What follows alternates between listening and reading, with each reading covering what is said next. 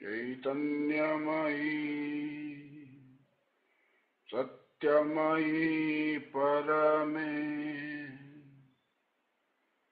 ॐ नमो भगवते श्री अरविन्दाय नमः।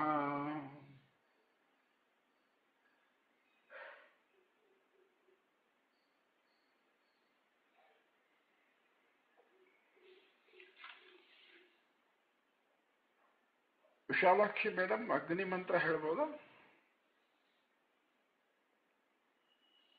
Yes sir, ಹೇಳಿಮ್ಮ. ಓಂ ಅಗ್ನಿಮೀಳೆ ಪುರೋಹಿತೈ ಯಜ್ಞಸ್ಯ ದೇವಂ ಋತ್ವಿಜಂ ಹೋತಾರಂ ರತ್ನಧಾತಮಂ ಅಗ್ನಿಃ ಪೂರ್ವೇಭಿಃ ಋಷಿಭಿರೀಡ್ಯೋ ನೂತನೈರುತ ಸದೇವಾನ್ ಯೇಹ ವಕ್ಷ್ಯತಿ ಅಗ್ನಿನಾರೈಮಷ್ಟವತ್ ಓಷಮೇವ ದಿವೇ ದಿವೇ ಯಶಸಂ ವೀರವತ್ತಮಂ ಆಗ್ನೇಯಂ ಯಜ್ಞಮಧ್ವರಂ ವಿಶ್ವತಃ ಪರಿಭೂರಸಿ ಸ ಇದ್ದೇವೇಷು ಗಚ್ಚತಿ ಅಗ್ನಿರ್ಹೋತಾ ಕವಿಕ್ರತುಃ ಸತ್ಯಶ್ಚಿತ್ರಶ್ರವಸ್ತಮಃ ದೇವೋ ದೇವೇಭಿರಾಗಮತ್ ಯದಂಗದಾಶುಷೇ ತ್ವಮಗ್ನೇ ಭದ್ರಂ ಕರಿಷ್ಯಸಿ ತವೇತತ್ ಸತ್ಯಮಂಗಿರಃ ಉಪತ್ವಾಗ್ನೇ ದಿವೇ ದಿವೇ ದೋಷಾವಸ್ತರ್ಧಿಯಾ ವಯಂ ನಮೋ ಭರಂತಯೇಮಸಿ ರಾಜಂತಂ ಅಧ್ವರಾಣಾಂ ಗೋಪಾಂ ಋತಸ್ಯ ದೀದಿವಿಂ ವರ್ಧಮಾನಂ ಸ್ವೇದಮೇ ಸನಃ ಪಿತೇವ ಸೂನವೇ ಅಗ್ನೇ ಸುಪಾಯನೋ ಭವ ಸ ಚ ಸ್ವಾನಃ ಸ್ವಸ್ತಯೇ ಓಂ ಶಾಂತಿ ಶಾಂತಿ ಶಾಂತಿ. ಹರಿ ಓಂ ಶ್ರೀಕೃಷ್ಣಾರ್ಪಣಮಸ್ತು. ಯೋऽन्तಃ ಪ್ರವಿಶ್ಯ ಮಮ ವಾಚಮಿಮಾಂ ಪ್ರಸುಪ್ತಂ ಸಂಜೀವಯತ್ಯಖಿಲಶಕ್ತಿಧರಸ್ವಧಾಮ್ನಾ ಅನ್ಯಾಂಶ್ಚ ಹಸ್ತಚರಣಶ್ರವಣತ್ವಗಾದೀನ್ ಪ್ರಾಣಾನ್ ನಮೋ ಭಗವತೆ ಪುರುಷಾಯ ತುಭ್ಯಂ. ಎಲ್ಲರಿಗೂ ನಮಸ್ಕಾರ ಮತ್ತು ಇಂದಿನ ಅಭ್ಯಾಸ ವರ್ಗಕ್ಕೆ ನಿಮ್ಮೆಲ್ಲರಿಗೂ ಹಾರ್ದಿಕ ಸ್ವಾಗತ. ಕಳೆದ 3-4 ವಾರಗಳಿಂದ ನಾವು ನೀಳಾ ಸೂಕ್ತ ಅಥವಾ ಯಾವುದು ನಾವು ವಿಷ್ಣು ಪತ್ನಿ ಅಥವಾ ಅದಿತಿ ದೇವಿಗೆ ಉದ್ದೇಶಿಸಿದ ಮಂತ್ರಗಳು ಅಂತ ಹೇಳ್ತೀವಿ, ಅದನ್ನು ಅಧ್ಯಯನ ಮಾಡ್ತಾ ಇದ್ದೀವಿ. ಈ ಸೂಕ್ತ ತೈತ್ತೀರ್ಯ ಸಂಹಿತೆಯಿಂದ ಆಯ್ದುಕೊಂಡಿದ್ದು 4ನೇ ಕಾಂಡದ 4ನೇ ಪ್ರಪಾಠಕ 12ನೇ ಅನುವಾಕ. ಇಲ್ಲಿ ಬರುವಂತಹ ಅದಿತಿ, ಇವರಿಗೆ ನಾವು ಸಾಮರಸ್ಯದ ಅಧಿದೇವತೆ ಅಂತ ಹೇಳ್ತೀವಿ. ಇವಳನ್ನು ಸೃಷ್ಟಿಕರ್ತೆ ಅಂತ ಹೇಳ್ತೀವಿ. ಈ ಲೋಕದಲ್ಲಿ ಅಧಿಪತ್ಯ ನಡೆಸುವಂಥವಳು ಅಂತ ಹೇಳ್ತೀವಿ. ಅಂದ್ರೆ ವಿಷ್ಣುವಿನ ಮಡದಿ. ನಾವು ಹಿಂದೆ ಚರ್ಚೆ ಮಾಡಿದ್ದೀವಿ ಏನಂತಂದ್ರೆ, ಮಡದಿ ಅಂತ ಹೇಳಿ ಎಲ್ಲಿ ಬರುತ್ತೆ, ಪತ್ನಿ ಅಂತ ಎಲ್ಲಿ ಬರುತ್ತೆ ವೇದದಲ್ಲಿ, ಅದೆಲ್ಲವೂ ಆ ದೇವತೆಗಳ ಶಕ್ತಿ ಅಂತ. ಆಯಾ ದೇವತೆಗಳಿಗೆ, ಸೂರ್ಯನಿಗೆ ಅವನ ಹೆಂಡತಿ ಶಕ್ತಿ, ವಿಷ್ಣುವಿಗೆ ಅವನ ಹೆಂಡತಿ ಶಕ್ತಿ, ಹೀಗೆ ಅನೇಕ ದೇವತೆಗಳಿಗೆ ಪತ್ನಿ ಅಂತ ಬಂದಾಗ ವೇದದ ಸಂದರ್ಭದಲ್ಲಿ ಅವರ ಶಕ್ತಿ ಅಂತ. ಇಲ್ಲಿ ವಿಷ್ಣು ಪತ್ನಿ ಅಂತ ಹೇಳಿದ್ರೆ ಅಲ್ಲಿ ಅದಿತಿ ಅಂದ್ರೆ ಅವರು ವಿಷ್ಣುವಿನ ಶಕ್ತಿ ಅಂತ. ಈಗ ಕಳೆದ ವಾರದವರೆಗೂ 3 ಮಂತ್ರಗಳನ್ನು ನಾವು ಅಧ್ಯಯನ ಮಾಡಿದ್ದೀವಿ. 4ನೇ ಮಂತ್ರ ಏನ್ ಹೇಳುತ್ತೆ, ವಿಷ್ಟಂಭೋ ದಿವೋ ಧರುಣಃ ಪೃಥಿವ್ಯಾ ಅಸ್ಸೇಷಾನ ಜಗತೋ ವಿಷ್ಣುಪತ್ತಿ ವಿಶ್ವವ್ಯಚ ಇಷಯಂತಿ ಸುಭೂತಿ ಶಿವಾನೋ ಅಸ್ತು ಆದಿತ್ಯರ್ ಉಪಸ್ಥೆ. ಪ್ರತಿಯೊಂದು ಶಬ್ದದ ಕಡೆಗೂ ನಾವು ವಿಶೇಷವಾದಂತಹ ಗಮನ ಹರಿಸಬೇಕಾಗುತ್ತೆ. ವೇದದ ಮಂತ್ರಗಳನ್ನು ಅರ್ಥ ಮಾಡ್ಕೊಳ್ಬೇಕಾದ್ರೆ ವಿಷ್ಟಂಭೋ ದಿವೋ ಅಂತ ಅಂದ್ರೆ ಅದಿತಿ ದೇವಿ ಸ್ವರ್ಗದ ಅಧಿದೇವತೆ. ಧರುಣ ಪೃಥಿವ್ಯ ಭೂಮಿಯ ಸಂರಕ್ಷಕಳು ಅವಳೇ.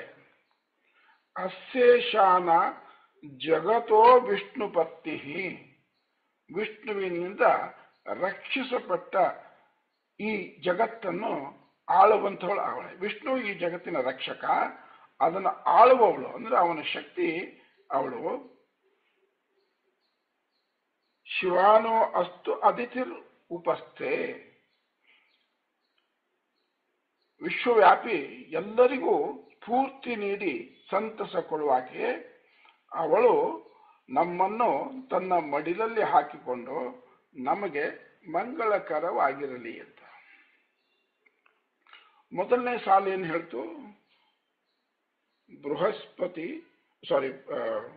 ವಿಷ್ಟಂಭೋ ದಿವೋ ಅಂತ ಹೇಳಿದ್ರೆ ಅದಿತಿ ದೇವಿ ಸ್ವರ್ಗದ ಅಧಿದೇವತೆ ಅಂತ. ಇಲ್ಲಿ ಸ್ವರ್ಗ ಅಂದ್ರೆ ಏನು? ಈ ಸ್ವರ್ಗ ನರಕ ಅಂತೇನು ಆನಂತರದ ಕಲ್ಪನೆ ಇದಾವೆ.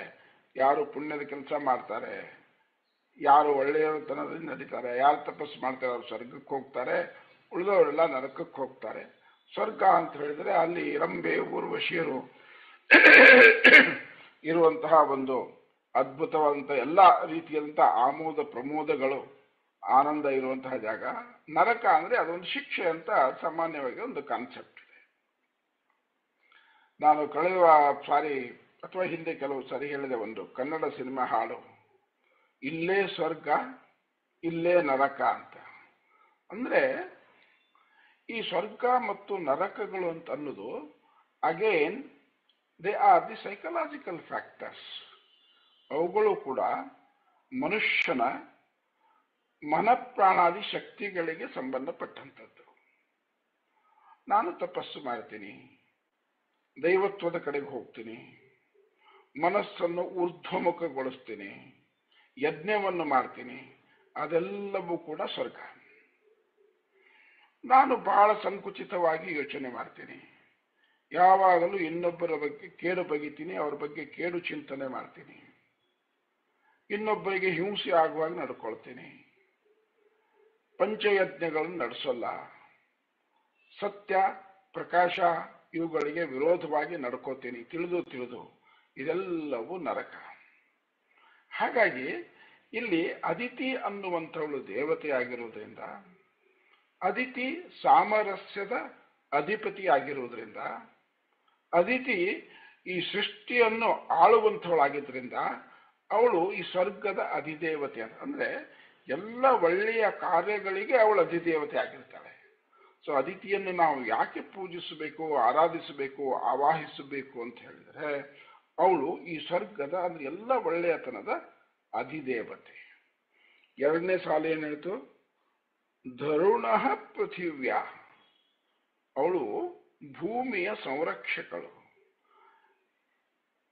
ಈಗ ಆಳುವುದು ಅಂತ ಹೇಳಿದ್ರೆ ಇವತ್ತಿನ ದಿವಸ ಏನಾಗ್ಬಿಟ್ಟಿದೆ, ಇವತ್ತು ನಮಗೆ ರಾಜಕೀಯ ಇದೆಲ್ಲ ಅಡ್ಮಿನಿಸ್ಟ್ರೇಷನ್ ಅದು ಕಾನ್ಸೆಪ್ಟ್ ನೋಡಿದ್ರೆ ಆಳುವುದು ಅಂತ ಹೇಳಿದ್ರೆ ಇನ್ನೊಬ್ಬರ ಮೇಲೆ ದಬ್ಬಾಳಿಕೆ ನಡೆಸುವಂಥದ್ದು, ದರ್ಪ ತೋರಿಸುವಂತಹದ್ದು, ನಮ್ಮ ಸ್ವಾರ್ಥದ ಹಿತಾಸಕ್ತಿಗಳಿಗೆ ಮತ್ತೊಬ್ಬರನ್ನು ಬಳಸಿಕೊಳ್ಳುವುದು, ಇದೆಲ್ಲವೂ ಕೂಡ ಆಳ್ವಿಕೆಯಲ್ಲಿ ಬಂದಿದೆ. ಆದರೆ ಹಿಂದೂ ಸಂಸ್ಕೃತಿಯಲ್ಲಿ, ಭಾರತೀಯ ಸಂಸ್ಕೃತಿಯಲ್ಲಿ, ಎಸ್ಪೆಷಲಿ ವೇದದ ಕಂಟೆಕ್ಸ್ಟ್ ಅಲ್ಲಿ ಆಳುವವರು ಅಂತ ಹೇಳಿದ್ರೆ ಸಂರಕ್ಷಿಸುವವರು ಅಂತ. They are first and foremost priority to protect to whom they are ruling. ರಾಜರು ಮಹಾರಾಜರು ಆಗೋಗಿದ್ದಾರೆ ಭಾರತದಲ್ಲಿ, ಎಲ್ಲರೂ ಅನೇಕರು ನಮಗೆ ಇವತ್ತಿಗೂ ಹೆಸರು ನೆನಪುಳಿಯುವಂತ ಅನೇಕ ರಾಜ ಮಹಾರಾಜರು ಭಾರತ ದೇಶವನ್ನು ಆಳಿ ಹೋಗಿದ್ದಾರೆ. ಅವರೆಲ್ಲರ ಮೊದಲನೆಯ ಕನ್ಸರ್ನು ತಮ್ಮ ಪ್ರಜೆಗಳನ್ನು ಹೇಗೆ ಸುರಕ್ಷಿತವಾಗಿ ಇಟ್ಕೋಬೇಕು, ತಮ್ಮ ಪ್ರಜೆಗಳು ಹೇಗೆ ಸುಖವಾಗಿ ಬದುಕಬಹುದು, ತಮ್ಮ ಪ್ರಜೆಗಳು ಹೇಗೆ ಆನಂದದಿಂದ ಜೀವನ ನಿರ್ವಹಣೆ ಮಾಡ್ತಾ ಲೌಕಿಕ ಮತ್ತು ಆಧ್ಯಾತ್ಮಿಕ ಎರಡೂ ಸಾಧನೆಗಳನ್ನು ಮಾಡ್ತಾ ಹೇಗೆ ಮುಂದುವರಿಬೇಕು, ಇದನ್ನೆಲ್ಲ ಮುಂದೆ ಅಂದ್ರೆ ಪ್ರಿಯಾರಿಟಿ ಆಗಿಟ್ಟುಕೊಂಡು ರಾಜ್ಯಭಾರವನ್ನು ನಡೆಸಿದಂಥವ್ರು ನಮ್ಮ ರಾಜ ಮಹಾರಾಜರು. ಅದೇ ರೀತಿಯಲ್ಲಿ ದೇವತೆಗಳು ಕೂಡ, ದೇವತೆಗಳು ನಮ್ಮನ್ನು ಆಳ್ತಾರೆ ಅಂದ್ರೆ ಅದರ ಅರ್ಥ ದೇವತೆಗಳು ನಮ್ಮನ್ನು ಸಂರಕ್ಷಣೆ ಮಾಡ್ತಾರೆ ಅಂತ.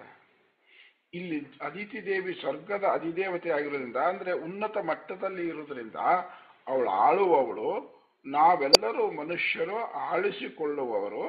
ಅದರ ಅರ್ಥ ಅದಿತಿ ದೇವತೆ ನಮ್ಮನ್ನು ಕಾಪಾಡುವವಳು, ನಾವೆಲ್ಲರೂ ಅವಳಲ್ಲಿ ಸುರಕ್ಷಿತವಾಗಿದ್ದೇವೆ ಅಂತ. ಮೂರನೇ ಮಂತ್ರ ಏನಂತದೆ, ಅಸ್ಯೇಷಾನ ಜಗತೋ ವಿಷ್ಣುಪತಿ, ವಿಷ್ಣುವಿಂದ ರಕ್ಷಿಸಲ್ಪಟ್ಟ ಈ ಜಗತ್ತನ್ನು ಆಳುವಾಕೆ. ಈ ಕಾವ್ಯದಲ್ಲಿ ಕೆಲವು ವಿಷಯಗಳನ್ನು ಮತ್ತೆ ಮತ್ತೆ ಹೇಳುವುದರ ಮೂಲಕ ಅದು ಎಷ್ಟು ಇಂಪಾರ್ಟೆಂಟ್ ಐಡಿಯಾ ಅಂತ ಹೇಳ್ತಾರೆ. ಇಲ್ಲಿ ಮೇಲೆ ಸ್ವರ್ಗದ ಅಧಿದೇವತೆ ಅಂತ ಹೇಳಿದ್ರು, ಭೂಮಿಯ ಸಂರಕ್ಷಕಳು ಅಂತ ಹೇಳಿದ್ರು. ಈ ಮತ್ತೆ ಮೂರನೇ ಪಾದದಲ್ಲಿ ವಿಷ್ಣುವಿನಿಂದ ರಕ್ಷಿಸಲ್ಪಟ್ಟ ಈ ಜಗತ್ತನ್ನು ಆಳುವಾಕೆ ಅಂತ.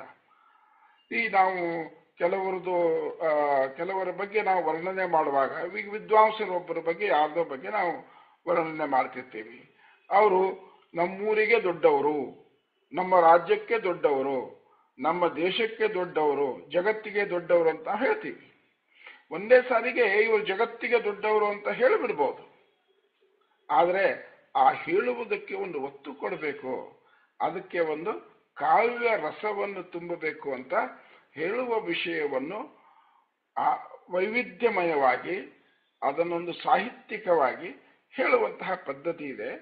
ಋಷಿಗಳು ಕೂಡ ಈ ವೇದದ ಮಂತ್ರಗಳು ಕೂಡ ಕಾವ್ಯ ಆಗಿರೋದ್ರಿಂದ ಈ ಕಾವ್ಯದ ಗುಣದಿಂದ ಒಂದು ಸಂಗತಿಯನ್ನು ನಮ್ಮ ಮನಸ್ಸಿನಲ್ಲಿ ನೆಲೆ ಊರುವ ಹಾಗೆ ಮಾಡ್ತಾರೆ. ಅದಕ್ಕೋಸ್ಕರ ಈಗ ಅದೇ ಹೇಳ್ತಾರೆ, ಅದಿತಿ ದೇವಿಯು ಸ್ವರ್ಗದ ಅಧಿದೇವತೆ, ಭೂಮಿಯ ಸಂರಕ್ಷಕಳು, ವಿಷ್ಣುವಿನಿಂದ ರಕ್ಷಿಸಲ್ಪಟ್ಟ ಈ ಜಗತ್ತನ್ನು ಆಳುವಾಕೆ ಅಂತ. ಎಲ್ಲ ಒಂದೇನೆ, ಬಟ್ ನಮಗೆ ನಾನಾ ರೀತಿಯಲ್ಲಿ ಹೇಳಿದ್ರೆ ನಮಗೆ ಅರ್ಥ ಆಗುತ್ತೆ. ಯಾವುದೋ ಒಂದು ವಿಷಯ ಎಲ್ಲರಿಗೂ ಒಂದೇ ರೀತಿಯಲ್ಲಿ ಹೇಳಲಿಕ್ಕಾಗಲ್ಲ. ನಾವು ಹಿಂದೆ ಈಗ ಈ ಗೂಗಲ್ ಮ್ಯಾಪು ಇದೆಲ್ಲ ಬರೋದಕ್ಕಿಂತ ಮುಂಚೆ 40-50 ವರ್ಷದಿಂದ ಬೆಂಗಳೂರಿನಲ್ಲಿ ಅನೇಕ ಸಾರಿ ಗೊತ್ತಿಲ್ಲದ ಜಾಗಕ್ಕೆ ಹೋಗೋದು ಕೇಳಬೇಕಾಗ್ತಿತ್ತು. ಯಾರೋ ಒಬ್ಬರು ಒಂದು ಜಾಗ, ನಾನು ಚಾಮರಾಜಪೇಟೆಯಲ್ಲಿ ನಿಂತ್ಕೊಂಡ್ಬಿಟ್ಟು ಇಲ್ಲಿಂದ ಮೆಜೆಸ್ಟಿಕ್ಕಿಗೆ ಹೋಗೋದು ಹೇಗೆ ಅಂತ ಪ್ರಶ್ನೆ ಕೇಳಿದ್ರೆ ಅವರು ಉತ್ತರ ಹೇಳ್ತಾ ಇದ್ರು, ನೋಡಪ್ಪ ಇಲ್ಲಿಂದ ಫಸ್ಟ್ ಮೇನಿಗೆ ಹೋಗು, ರಾಯನ್ ಸರ್ಕಲ್ಗೆ ಹೋಗು, ಅಲ್ಲಿಂದ ಒಂದು ಚರ್ಚ್ ಬರುತ್ತೆ, ಆನಂತರ ಒಂದು ಗೂಡ್ ಶೆಡ್ ರೋಡ್ ಬರ್ತದೆ, ಅಲ್ಲಿಂದ ಹೋಗು ಅಂತ. ಸೊ ಇದು ಆದ್ರೆ ಇನ್ನೊಬ್ಬನಿಗೂ ಇದೇ ರೀತಿಯಲ್ಲಿ ಹೇಳಿಕ್ಕಾಗಲ್ಲ. ಯಾಕಂದ್ರೆ ಅವನು ಆ ದಾರಿಯಲ್ಲಿ ಬರುವಂತಹ ರಾಯನ್ ಸರ್ಕಲ್ಲು ನೋಡಿಲ್ಲ, ಚರ್ಚು ನೋಡಿಲ್ಲ. ಆಗೇನ್ ಮಾಡಬೇಕಾಗ್ತದೆ, ನಿನಗೇನು ಗೊತ್ತಿದೆಪ್ಪ, ಈ ರಸ್ತೆ ಇದೆಯಪ್ಪ, ಈ ರಸ್ತೆಯಲ್ಲಿ ನಿನಗೆ ಏನು ಗೊತ್ತಿದೆ ಮತ್ತು ಎಲ್ಲಿವರೆಗೂ ಗೊತ್ತಿದೆ ಅಂತ. ಏನು ಗೊತ್ತಿದೆ ಅಂತ ಹೇಳಿದ್ರೆ ಅವನಿಗೆ ಯಾವುದು ಗೊತ್ತಿದೆಯೋ ಆ ಸ್ಥಾನದಿಂದ ಮುಂದೆ ಒರಿಯುವುದು ಹೇಗೆ ಅಂತ ಹೇಳಿದ್ರೆ ಅವನಿಗೆ ಸ್ಪಷ್ಟ ಆಗುತ್ತೆ, ಯಾವುದೇ ಒಂದು ವಿಷಯ ಅವನಿಗೆ ಸ್ಪಷ್ಟ ಆಗ್ತದೆ. ಹಾಗೆ ಜ್ಞಾನವನ್ನು ವಿತರಣೆ ಮಾಡುವಂಥದ್ದು ಅಥವಾ ಟ್ರಾನ್ಸ್ಫರಿಂಗ್ ದಿ ನಾಲೆಡ್ಜ್ ಅಂತ ಏನು ಹೇಳ್ತೀವಿ, it has got several ways. ಅದಕ್ಕೆ ನಾವು ಯಾವಾಗಲೂ ತಿಳ್ಕೊಳ್ಳೋದು ಫ್ರಮ್ ನೋನ್ ಟು ಅನ್ನೋನ್ ಅಂತ. ಈಗ ಹಂಸ ಪಕ್ಷಿ ಹೇಗಿರುತ್ತೆ, ಹಾಲಿನಂತೆ ಬೆಳ್ಳಗಿರುತ್ತೆ ಅಂತ ಹೇಳ್ತಾರೆ. ಸೊ ನಾನು ಹಂಸ ಪಕ್ಷಿ ನಾವು ಹಾಲನ್ನಾದ್ರೂ ನೋಡಿರ್ಬೇಕು, ಹಾಲಿನಂತೆ ಬೆಳ್ಳಗೆ ಅಂತ ಹೇಳಿದ್ರೆ ಹಾಲನ್ನ ನೋಡಿರ್ಬೇಕು. ಬಟ್ ಹಾಲಿನಂತೆ ಬೆಳ್ಳಗೆ ಅಂತ ಯಾಕೆ ಹೇಳ್ತಾರಂದ್ರೆ ಬೈ ಆ್ಯಂಡ್ ಲಾರ್ಜ್ ಎಲ್ಲರೂ ಹಾಲು ಪರಿಚಯ ಇರುತ್ತೆ, ಹಾಲು ನೋಡಿರ್ತಾರೆ, ಹಾಲಿನ ಬಣ್ಣ ಗೊತ್ತಿರ್ತದೆ, ಆದ್ದರಿಂದ ಹಾಲಿನಂತೆ ಬಿಳಿಯಾಗಿರುತ್ತೆ ಅಂತ ಹೇಳಿಕೊಡ್ತಾರೆ. ಹಾಗೆ ಈ ವೇದದಲ್ಲಿಯೂ ಕೂಡ ನಾನಾ ನಮೂನಿ ಅಂಡರ್ಸ್ಟ್ಯಾಂಡಿಂಗ್ ಮಾಡೋರು. ಈಗ ವೇದ ನಾನು ಒಬ್ಬನೇ ಓದ್ತೀನ ಅಥವಾ ನಾವು ಅಷ್ಟೇ ಓದ್ತೀವಿ, ಎಲ್ಲರಿಗೂ ವೇದ ಬಂದಿರೋದು. ಎಷ್ಟು ಜನ ಓದ್ತಾರೋ, ಎಷ್ಟು ಜನ ಇದನ್ನು ಅರ್ಥ ಮಾಡ್ಕೊಳ್ಳೋದಕ್ಕೆ ಪ್ರಯತ್ನ ಮಾಡ್ತಾರೋ ಅವರೆಲ್ಲರಿಗೂ ಒಂದಲ್ಲ ಇನ್ನೊಂದು ರೀತಿಯಲ್ಲಿ ಅರ್ಥ ಆಗುವುದಕ್ಕೆ ಅವಕಾಶ ಇರಬೇಕು ಅನ್ನುವುದನ್ನು ಕೂಡ ನಮ್ಮ ಋಷಿಗಳು ಚಿಂತನೆ ಮಾಡಿರಬಹುದು ಅಂತ ನನಗನ್ನುತ್ತೆ. ಅದಕ್ಕೆ ಅದೇ ವಿಷಯವನ್ನೇ ವಿಶ್ವಂಭೋ ದಿವೋ ದರುಣ ಪೃಥಿವ್ಯ ಅಸ್ಥೇಶಾನ ಜಗತೋ ವಿಷ್ಣು ಪತ್ನಿ ಅಂತ ಹೇಳಿ ಮತ್ತದನ್ನು ಮುಂದುವರಿಸ್ತಾರೆ. ಅವಳು ವಿಶ್ವವ್ಯಚ ಇಷಯಂತಿ ಸುಭೂತಿ, ವಿಶ್ವವ್ಯಾಪಿ ಎಲ್ಲರಿಗೂ ಸ್ಫೂರ್ತಿ ನೀಡಿ ಸಂತಸ ಕೊಡುವಾಕೆ ಅಂತ. ಅವಳು ಸ್ಫೂರ್ತಿ ನೀಡ್ತಾಳೆ, ಪ್ರೇರಣೆ ನೀಡ್ತಾಳೆ. ಅವಳು ಯಾಕೆ ನಮಗೆ ದೊಡ್ಡವಳು, ಅವಳನ್ನು ಯಾಕೆ ಆವಾಹನೆ ಮಾಡಬೇಕು ಅಂದ್ರೆ, ಅವಳನ್ನು ಆವಾಹನೆ ಮಾಡಿದಾಗ, ಅದಿತಿಯನ್ನು ಆವಾಹನೆ ಮಾಡಿದಾಗ ಶಿ ಇನ್ಸ್ಪೈರ್ಸ್ ಅಸ್, ಪ್ರೇರಣೆಯನ್ನು ಕೊಡ್ತಾಳೆ. ಯಾವುದರ ಕಡೆ ಪ್ರೇರಣೆ ಕೊಡ್ತಾಳೆ? ಸತ್ಯದೆಡೆಗೆ ಪ್ರೇರಣೆ ಕೊಡ್ತಾಳೆ, ಪ್ರಕಾಶದೆಡೆಗೆ ಪ್ರೇರಣೆ ಕೊಡ್ತಾಳೆ, ಬೃಹತ್ತದ ಕಡೆಗೆ ಪ್ರೇರಣೆ ಕೊಡ್ತಾಳೆ. ಸತ್ಯ, ಪ್ರಕಾಶ, ವಿಶಾಲತೆ ಇವುಗಳು ದೈವದ ಗುಣಗಳು. ದೇವರು ಎಲ್ಲಿದ್ದಾನೆ ಅಂತ ಕೇಳಿದರೆ ನಾವು ಒಬ್ಬ ವ್ಯಕ್ತಿಯನ್ನು ತೋರಿಸಲಿಕ್ಕಾಗಲ್ಲ. ಆದರೆ ಈ ಸತ್ಯ, ಪ್ರಕಾಶ, ವಿಶಾಲತೆ ಇವೆಲ್ಲವುಗಳಲ್ಲಿ ದೇವರಿದ್ದಾನೆ. ಇವೆಲ್ಲವುಗಳ ಕಡೆಗೆ ಅದಿತಿ ದೇವಿ ನಮಗೆ ಸ್ಫೂರ್ತಿಯನ್ನು ನೀಡ್ತಾಳೆ. ಈ ಸ್ಫೂರ್ತಿ ನೀಡಿ ಏನಾಗುತ್ತೆ? ಸಂತಸವನ್ನು ಕೊಡುವಾಗೆ. ಸಹಜವಾಗಿ ನಾವು ಈ ಎಲ್ಲ ಕ್ರಿಯೇಟಿವ್ ಕೆಲಸಗಳನ್ನು, ಈ ಎಲ್ಲ ಕನ್ಸ್ಟ್ರಕ್ಟಿವ್ ಕೆಲಸಗಳನ್ನು, ಈ ಎಲ್ಲ ಡಿಲೈಟ್ಫುಲ್ ಕೆಲಸಗಳನ್ನು ಮಾಡ್ತಾ ಹೋದಾಗ ನಮಗೆ ಆನಂದ ಆಗೇ ಆಗುತ್ತೆ. ನೋಡಿ, ನೀವು ಯೋಚನೆ ಮಾಡಿ, ನಾನೊಬ್ಬನೇ ಕೂತು ಊಟ ಮಾಡಿದ್ರೆ ನನಗೆ ಅಷ್ಟು ಸಂತೋಷ ಅಲ್ಲ, ಹೊಟ್ಟೆ ತುಂಬುತ್ತೆ, ಮುಂದೆ ಕೆಲಸಕ್ಕೆ ಹೋಗ್ತೀನಿ. ಆದರೆ ನನ್ನ ಜೊತೆಗೆ ಒಬ್ಬನ ಕೂರಿಸ್ಕೊಂಡು, ಒಬ್ಬರು ಇಬ್ಬರು ಎಷ್ಟು ನಮಗೆ ಸಾಧ್ಯ ಇದೆ ಜನಗನ್ನು ಕೂಡಿಸಿದಾಗ ಅದಕ್ಕೇನಂತೀವಿ ನಾವು? ನಮಗೆ ಆನಂದ ಪಡ್ತೀವಿ. ನಾನೊಬ್ಬನೇ ಕೂತು ಊಟ ಮಾಡೋದು, ನನ್ನ ಹೊಟ್ಟೆ ತುಂಬಿಸ್ಕೊಳ್ಳೋದಕ್ಕೆ ನನ್ನ ಸಹ ಜೀವಿಗಳನ್ನು, ನನ್ನ ಸಹಚರರನ್ನು, ನನ್ನ ಬಂಧು ಬಾಂಧವರನ್ನು ಒಡಗೂಡಿ ಮಾಡುವಂಥದ್ದು ಸಂತಸದ ಕೆಲಸ. ಸಂತಸ ಕೊಡುವಾಕೆ ಅಂತ ಹೇಳಿದ್ರೆ, ಈ ವೇದದಲ್ಲಿ ಯಾವಾಗಲೂ ನಾವು ಒಂದು ಶಬ್ದಕ್ಕೆ ಒಂದು ಸೀಮಿತವಾದಂತಹ ಅರ್ಥವನ್ನು ಉಪಯೋಗಿಸೋದಕ್ಕಾಗಲ್ಲ. ಅದಕ್ಕೆ ಇಂಗ್ಲಿಷ್ನಲ್ಲಿ ಮಂತ್ರಗಳಿಗೆ ಕ್ರಿಯೇಟಿವ್ ವರ್ಡ್ ಅಂತ, ಸೃಜನಶೀಲ ಶಬ್ದ. ಅದು ಯಾವಾಗಲೂ ಸುಧಿಸ್ತಾನೆ ಇರ್ತದೆ. ಎಷ್ಟು ಸೃಜನಶೀಲತೆ ಅದರಲ್ಲಿ ಇದೆ ಅಂತ ಹೇಳಿದ್ರೆ, ನಾವು ಚಿಂತನೆ ಮಾಡಿದಷ್ಟು ಅದು ಪ್ರೊಡ್ಯೂಸ್ ಮಾಡ್ತಾ ಇರ್ತದೆ. ಸೊ ತನ್ನ ಅರ್ಥವನ್ನು, ತನ್ನ ಶಕ್ತಿಯನ್ನು ಒಂದು ಮಂತ್ರ ಪ್ರೊಡ್ಯೂಸ್ ಮಾಡಬೇಕು ಅಥವಾ ಅದನ್ನು ಉತ್ಪಾದಿಸಬೇಕು ಅಥವಾ ಸೃಜಿಸಬೇಕು ಅಂತ ಹೇಳಿದ್ರೆ ನಾವು ಅದ್ರ ಬಗ್ಗೆ ಚಿಂತನೆ ಮಾಡಬೇಕು. ದಟ್ ಈಸ್ ವೈ ದಿ ಮಂತ್ರ ಆರ್ ಕಾರ್ಡ್ ಅಥವಾ ಮಂತ್ರದಲ್ಲಿರುವ ಶಬ್ದಗಳಿಗೆ ಕ್ರಿಯೇಟಿವ್ ವರ್ಡ್ ಅಂತ ಹೇಳ್ತಾರೆ, ಸೃಜನಶೀಲ ವಾಕ್. ಅದು ಇಲ್ಲಿ ಸಂತಸ ಅಂತ ಹೇಳಿದ್ರೆ ನಾವು ಏನ್ ಮಾಡ್ತೀವಿ? ಸಾಮಾನ್ಯವಾಗಿ ಟಿವಿ ನೋಡಿದ ಸಂತಸ, ಊಟ ಮಾಡಿದ ಸಂತಸ, ಪ್ರಕೃತಿಯನ್ನು ವೀಕ್ಷಣೆ ಮಾಡ್ತೀವಿ, ನದಿ, ಹಳ್ಳ, ಕೊಳ್ಳ, ಬೆಟ್ಟ, ಕಾಡು ನೋಡಿದಾಗ ಸಂತಸ. ಸೊ ಆಲ್ ರೈಟ್, ಇವೆಲ್ಲ ಸಂತಸ, ನೋ ಡೌಟ್. ಇವೆಲ್ಲ ಸಂತಸ ಅಲ್ಲ ಅಂತ ಹೇಳಿಕ್ಕೂ ಆಗೋಲ್ಲ, ಮತ್ತು ಈ ಎಲ್ಲ ಸಂತಸಗಳು ನಮ್ದು ಆಗಬಾರ್ದು ಅಂತ ಹೇಳಿದಕ್ಕೂ ಆಗಲ್ಲ. ಇವೆಲ್ಲ ನಮ್ಮ ಸಂತಸಗಳು ಆಗ್ಬೇಕು. ಆದರೆ ಇವಳು ಇಲ್ಲಿ ಅತಿಥಿ ಸ್ಫೂರ್ತಿ ನೀಡಿ ಎಂಥ ಸಂತಸ ಕೊಡ್ತಾಳೆ ಅಂದ್ರೆ, ದಿವ್ಯಾನಂದ ಅಂತ ನಾವೇನು ಹೇಳ್ತೀವಿ, ದಿವ್ಯಾನಂದ ಅಂತ ಹೇಳ್ತೀವಿ, ಆತ್ಮಾನಂದ ಅಂತ ಹೇಳ್ತೀವಿ, ಭವ್ಯಾನಂದ ಅಂತ ಹೇಳ್ತೀವಿ. ಎಲ್ಲ ರೀತಿಯ ಆನಂದಗಳ ಒಂದು ಪರಮ ಸಂಗಮ ಸಂತಸ ಆಗಿರ್ತದೆ. ಅಂತಹ ಸಂತಸವನ್ನು ಅದಿತಿ ದೇವಿ ನಮಗೆ ಕೊಡ್ತಾಳೆ. ಆ ಕಾರಣಕ್ಕೆ ನಾವು ಅದಿತಿ ದೇವಿಯನ್ನು ಆವಾಹನೆ ಮಾಡಬೇಕಾಗ್ತದೆ. ಕೊನೆಯ ಪಾದದಲ್ಲಿ ಏನ್ ಹೇಳ್ತಾರೆ? ಶಿವಾನೋ ಅಸ್ತು ಅದಿತಿರ್ ಉಪಸ್ಥೆ. ಶಿವಾನೋ ಅಸ್ತು ಅದಿತಿರ್ ಉಪಸ್ಥೆ. ಶಿವ ಅಂದ್ರೆ ನಾವು ಕೇಳಿದೀವಿ, ಇವತ್ತಿನ ದಿವಸ ಶಿವ ಅಂದ್ರೆ ನಾವು ಮಹಾದೇವ, ಶಂಕರ, ದೇವರನ್ನು ತಲೆಯಲ್ಲಿ ಗಂಗೆ, ಕೈಯಲ್ಲಿ ಕಾಪಾಲ, ಅದನ್ನ ತ್ರಿಶೂಲ ಹಿಡ್ಕೊಂಡಂತ ಶಿವ. ಆಲ್ ರೈಟ್, ಅದು ಪೌರಾಣಿಕವಾದಂತಹ ಒಂದು ಇದು. ಇಲ್ಲಿ ವೇದದಲ್ಲಿ ಶಿವ ಅಂದ್ರೆ ಆಸ್ಪಿಷಸ್, ಮಂಗಲಕರ ಅಂತ ಅರ್ಥ. ಶಿವ ಶಿವ ಅಂದ್ರೆ ಮಂಗಲ, ಉಪಸ್ಥೆ ಅಂದ್ರೆ ಮಡಿಲು ಅಂತ. ಹಾಗೆ ಅರ್ಥ ಏನಾಯ್ತು? ಶಿವಾನೋ ಅಸ್ತು ಅದಿತಿರ್ ಉಪಸ್ಥೆ ಅಂತ ಹೇಳಿದ್ರೆ, ಅದಿತಿ ದೇವಿ ನಮ್ಮನ್ನು ತನ್ನ ಮಡಿಲಲ್ಲಿ ಹಾಕಿಕೊಳ್ಳಲಿ, ನಮಗೆ ಮಂಗಳಕರವಾಗಲಿ ಅಂತ. ಇಲ್ಲಿ ಋಷಿ ಯಾಕೆ ಇದನ್ನು ಹೇಳಿದ? ಸ್ವಲ್ಪ ಚಿಂತನೆ ಮಾಡಬೇಕು. ನಮ್ಮನ್ನು ತನ್ನ ಮಡಿಲಲ್ಲಿ ಹಾಕಿಕೊಳ್ಳಲಿ ಅಂತ ಹೇಳಿ ಋಷಿಗೆ ಚೆನ್ನಾಗಿ ಗೊತ್ತು. ಅವನು ಈ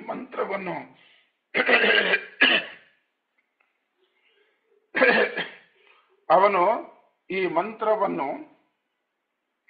ಹೇಳುವಾಗ ಅತ್ಯಂತ ತಪಸ್ಸಿನ ಉನ್ನತ ಸ್ಥಿತಿಯಲ್ಲಿದ್ದಾನೆ ಅಂತ ಅನ್ನೋದು ಗೊತ್ತು. ಅಟ್ ದ ಸೇಮ್ ಟೈಮ್ ಆ ಸ್ಥಿತಿ ಜೀವನ ಪರ್ಯಂತ ಇರಲ್ಲ. ತಪಸ್ಸಿನ ಅತ್ಯುನ್ನತ ಸ್ಥಿತಿ ನಾವೇನು ತಲುಪ್ತೀವಿ ಅದೇ ಸ್ಥಿತಿಯಲ್ಲಿ ಯಾರಿಗೂ ಇರ್ಲಿಕ್ಕಾಗಲ್ಲ.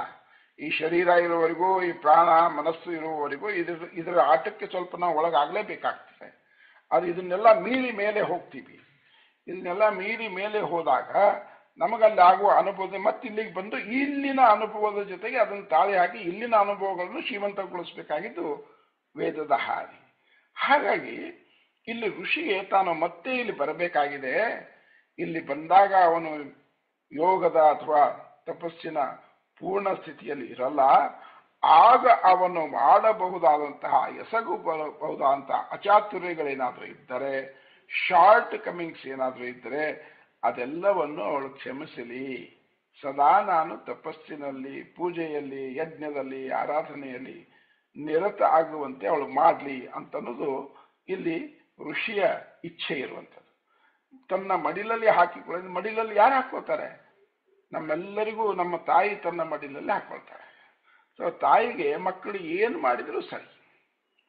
ಅವರು ತಪ್ಪು ಮಾಡಿದ್ರೆ ಅವಳು ನಿರಾಕರಣೆ ಮಾಡಲ್ಲ. ನನ್ನ ಮಗು ತಪ್ಪು ಮಾಡ್ತು ಅಂತ ಗುರುತಿಸಿ ಹೇಳ್ತಾಳೆ, ನೀನು ತಪ್ಪು ಮಾಡ್ತೀಯ ಅಂತ. ಆದರೆ ತಪ್ಪು ಮಾಡಿದ ಕಾರಣಕ್ಕೆ ಮಕ್ಕಳನ್ನು ಯಾವ ತಾಯಿಯನ್ನು ದೂರ ಮಾಡಲ್ಲ, ನಿರಾಕರಣೆ ಮಾಡಲ್ಲ, ಅಥವಾ ಅವರನ್ನು ಹೇಟ್ ಮಾಡೋದಿಲ್ಲ, ಅವರ ಬಗ್ಗೆ ಯಾವುದೇ ಆದಂಥ ವೈರತ್ವವನ್ನು ಬೆಳೆಸ್ಕೊಳ್ಳಲ್ಲ. ಅದನ್ನು ಅದಿತಿ ದೇವಿಯಿಂದ ಇಲ್ಲಿ ಋಷಿಗಳು ಅಪೇಕ್ಷೆ ಪಡ್ತಾ ಇದ್ದಾರೆ. ನಮ್ಗೆ ಗೊತ್ತಿದೆ, ಈ ಇಡೀ ಸೂಕ್ತದ ಋಷಿಗಳು ವಿಶ್ವೇ ದೇವತೆಗಳು. ಸ್ವತಃ ವಿಶ್ವೇ ದೇವತೆಗಳೇ ಇಲ್ಲಿ ದೇವರಲ್ಲಿ ಅದಿತಿ ದೇವಿಯಲ್ಲಿ ಪ್ರಾರ್ಥನೆ ಮಾಡಿದ್ದಾರೆ. ಅದಿತಿ ದೇವಿ ನಮ್ಮನ್ನು ತನ್ನ ಮಡಿಲಲ್ಲಿ ಹಾಕಿಕೊಳ್ಳಲಿ, ನಮಗೆ ಮಂಗಳಕರವಾಗಲಿ, ಶಿವಾನೋ ಅಸ್ತು, ನಮಗೆ ಮಂಗಳಕರವಾಗಲಿ ಅನ್ನೋದು ಕೂಡ ಋಷಿಯ ಪ್ರಾರ್ಥನೆ. ನಾವು ಇಲ್ಲಿ ಈ ಮಂತ್ರದಲ್ಲಿ ಅದಿತಿ ದೇವಿಯ, ಅವಳು ಸ್ವರ್ಗಕ್ಕೆ ಅಧಿದೇವತೆ ಅನ್ನೋದನ್ನು ಮೆಡಿಟೇಟ್ ಮಾಡಬೇಕು. ಅವಳು ಭೂಮಿಯನ್ನು ಸಂರಕ್ಷಣೆ ಮಾಡ್ತಾಳೆ ಅನ್ನೋದನ್ನು ಮೆಡಿಟೇಟ್ ಮಾಡಬೇಕು. ವಿಷ್ಣುವಿನಿಂದ ರಕ್ಷಿಸಲ್ಪಟ್ಟಂತಹ ಈ ಜಗತ್ತನ್ನು ಆಳುವವಳು ಅಂತ ನಾವು ಮೆಡಿಟೇಟ್ ಮಾಡಬೇಕು. ಅವಳು ಎಲ್ಲರಿಗೂ ವಿಶ್ವವ್ಯಚ ಅಂತ ಹೇಳಿದ್ರೆ ಜಗತ್ತಿನಲ್ಲಿ ಎಲ್ಲರಿಗೂ, ಇಂಥವ್ರಿಗೆ ಹೌದು ಇಂಥವ್ರಿಗೆ ಅಲ್ಲ ಅಂತಲ್ಲ. She don't have selection. Everyone who aspires to receive it will get her protection. ಯಾಕಂತ ಹೇಳಿದ್ರೆ ಇದೆಲ್ಲವನ್ನು ನಡೆಸುವಂಥವನು ವಿಷ್ಣು ಅಂತ. ವಿಶ್ವವ್ಯಾಪಿ, ಎಲ್ಲರಿಗೂ ಸ್ಫೂರ್ತಿ ನೀಡಿ ಸಂತಸ ಕೊಡುವಾಕೆ. ಇದನ್ನು ನಾವು ಮೆಡಿಟೇಟ್ ಮಾಡಬೇಕು. ಅದಿತಿ ದೇವಿ ನಮ್ಮನ್ನು ತನ್ನ ಮಡಿಲಲ್ಲಿ ಹಾಕಿಕೊಳ್ಳಲಿ, ನಮಗೆ ಮಂಗಳಕರವಾಗಲಿ. ಋಷಿ ಎಲ್ಲೆಲ್ಲೆಲ್ಲ ನಮಗೆ ಅಂತ ಕೇಳ್ತಾನೆ, ನಮ್ಮನ್ನೂ ಸೇರಿಸಿ ಹೇಳಿದ್ದಾನೆ. ನಮಗೆ ಅಂತ ಹೇಳಿದ್ರೆ ಋಷಿ ಬರೀ ತಾವು ಒಬ್ಬರೇ ಅಥವಾ ತಮ್ಮ ಹೆಂಡತಿ ಮಕ್ಕಳು ಬಂಧು ಬಾಂಧವರಂತಲ್ಲ. ಈ ಋಷಿಗಳು ಇಡೀ ತಪಸ್ಸು ಮಾಡಿದ್ದು ಇಡೀ ಮನುಕುಲಕ್ಕೆ, ಅವರು ಸಂದೇಶ ಕೊಟ್ಟಿದ್ದು ಇಡೀ ಮನುಕುಲಕ್ಕೆ.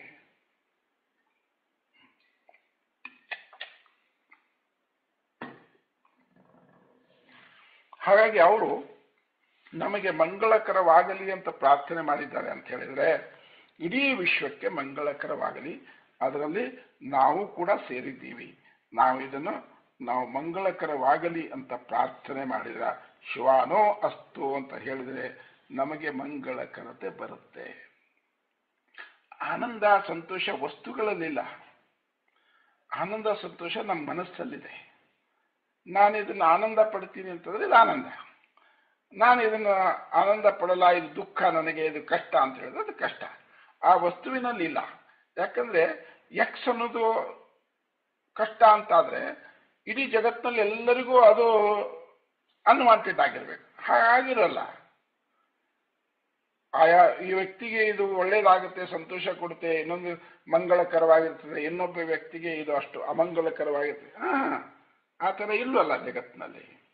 ಸೊ ಈ ಮಂಗಳಕರತೆ ಅಂತನ್ನೋದು, ಆನಂದ ಅಂತನ್ನೋದು ವಸ್ತುಗಳಲ್ಲಿಲ್ಲ, ಅದು ನಮ್ಮ ಮನಸ್ಸಿನಲ್ಲಿದೆ. ಯಾವ ಮನಸ್ಸಿನಲ್ಲಿದೆ? ಸಾಮರಸ್ಯ ಭರಿತವಾದಂತಹ ಮನಸ್ಸಿನಲ್ಲಿದೆ. ನಮ್ಮ ಮನಸ್ಸು ಅಥವಾ ನಮ್ಮ ಚಿಂತನೆ ಯಾವಾಗಲೂ ಸ್ಕ್ಯಾಟರ್ಡ್ ಆಗಿರುತ್ತೆ, ಫೋಕಸ್ ಆಗಿರೋದಿಲ್ಲ. ಯಾವಾಗ ಇದು ಫೋಕಸ್ ಆಗುತ್ತೆ ಆಗ ಇಡೀ ಜಗತ್ತು ನಮಗೆ ಆನಂದಕರವಾಗಿ ಸಂತೋಷದಿಂದ ಸಾಮರಸ್ಯದಿಂದ ಕೂಡಿ ಅಂತ ಅನಿಸ್ತಾ ಹೋಗ್ತದೆ. ಅದಕ್ಕೆ ಆಧ್ಯಾತ್ಮಿಕ ಅಭ್ಯಾಸ ಅಥವಾ ಅಧ್ಯಾತ್ಮ ಸಾಧನೆ ಅಂದರೆ ದಿನೇ ದಿನೇ ನಾವು ಈ ನಮ್ಮ ಚದರಿದ ಮನಸ್ಸನ್ನು ಒಟ್ಟುಗೂಡಿಸ್ತಾ ಇದನ್ನು ಫೋಕಸ್ ಮಾಡ್ತಾ ದೈವತ್ವದ ಕಡೆ ಫೋಕಸ್ ಮಾಡ್ತಾ ಹೋಗುವುದೇ ತಪಸ್ಸು ಅಥವಾ ಆಧ್ಯಾತ್ಮಿಕ ಸಾಧನೆ ಅಂತ ನಾವು ಹೇಳ್ತೀವಿ.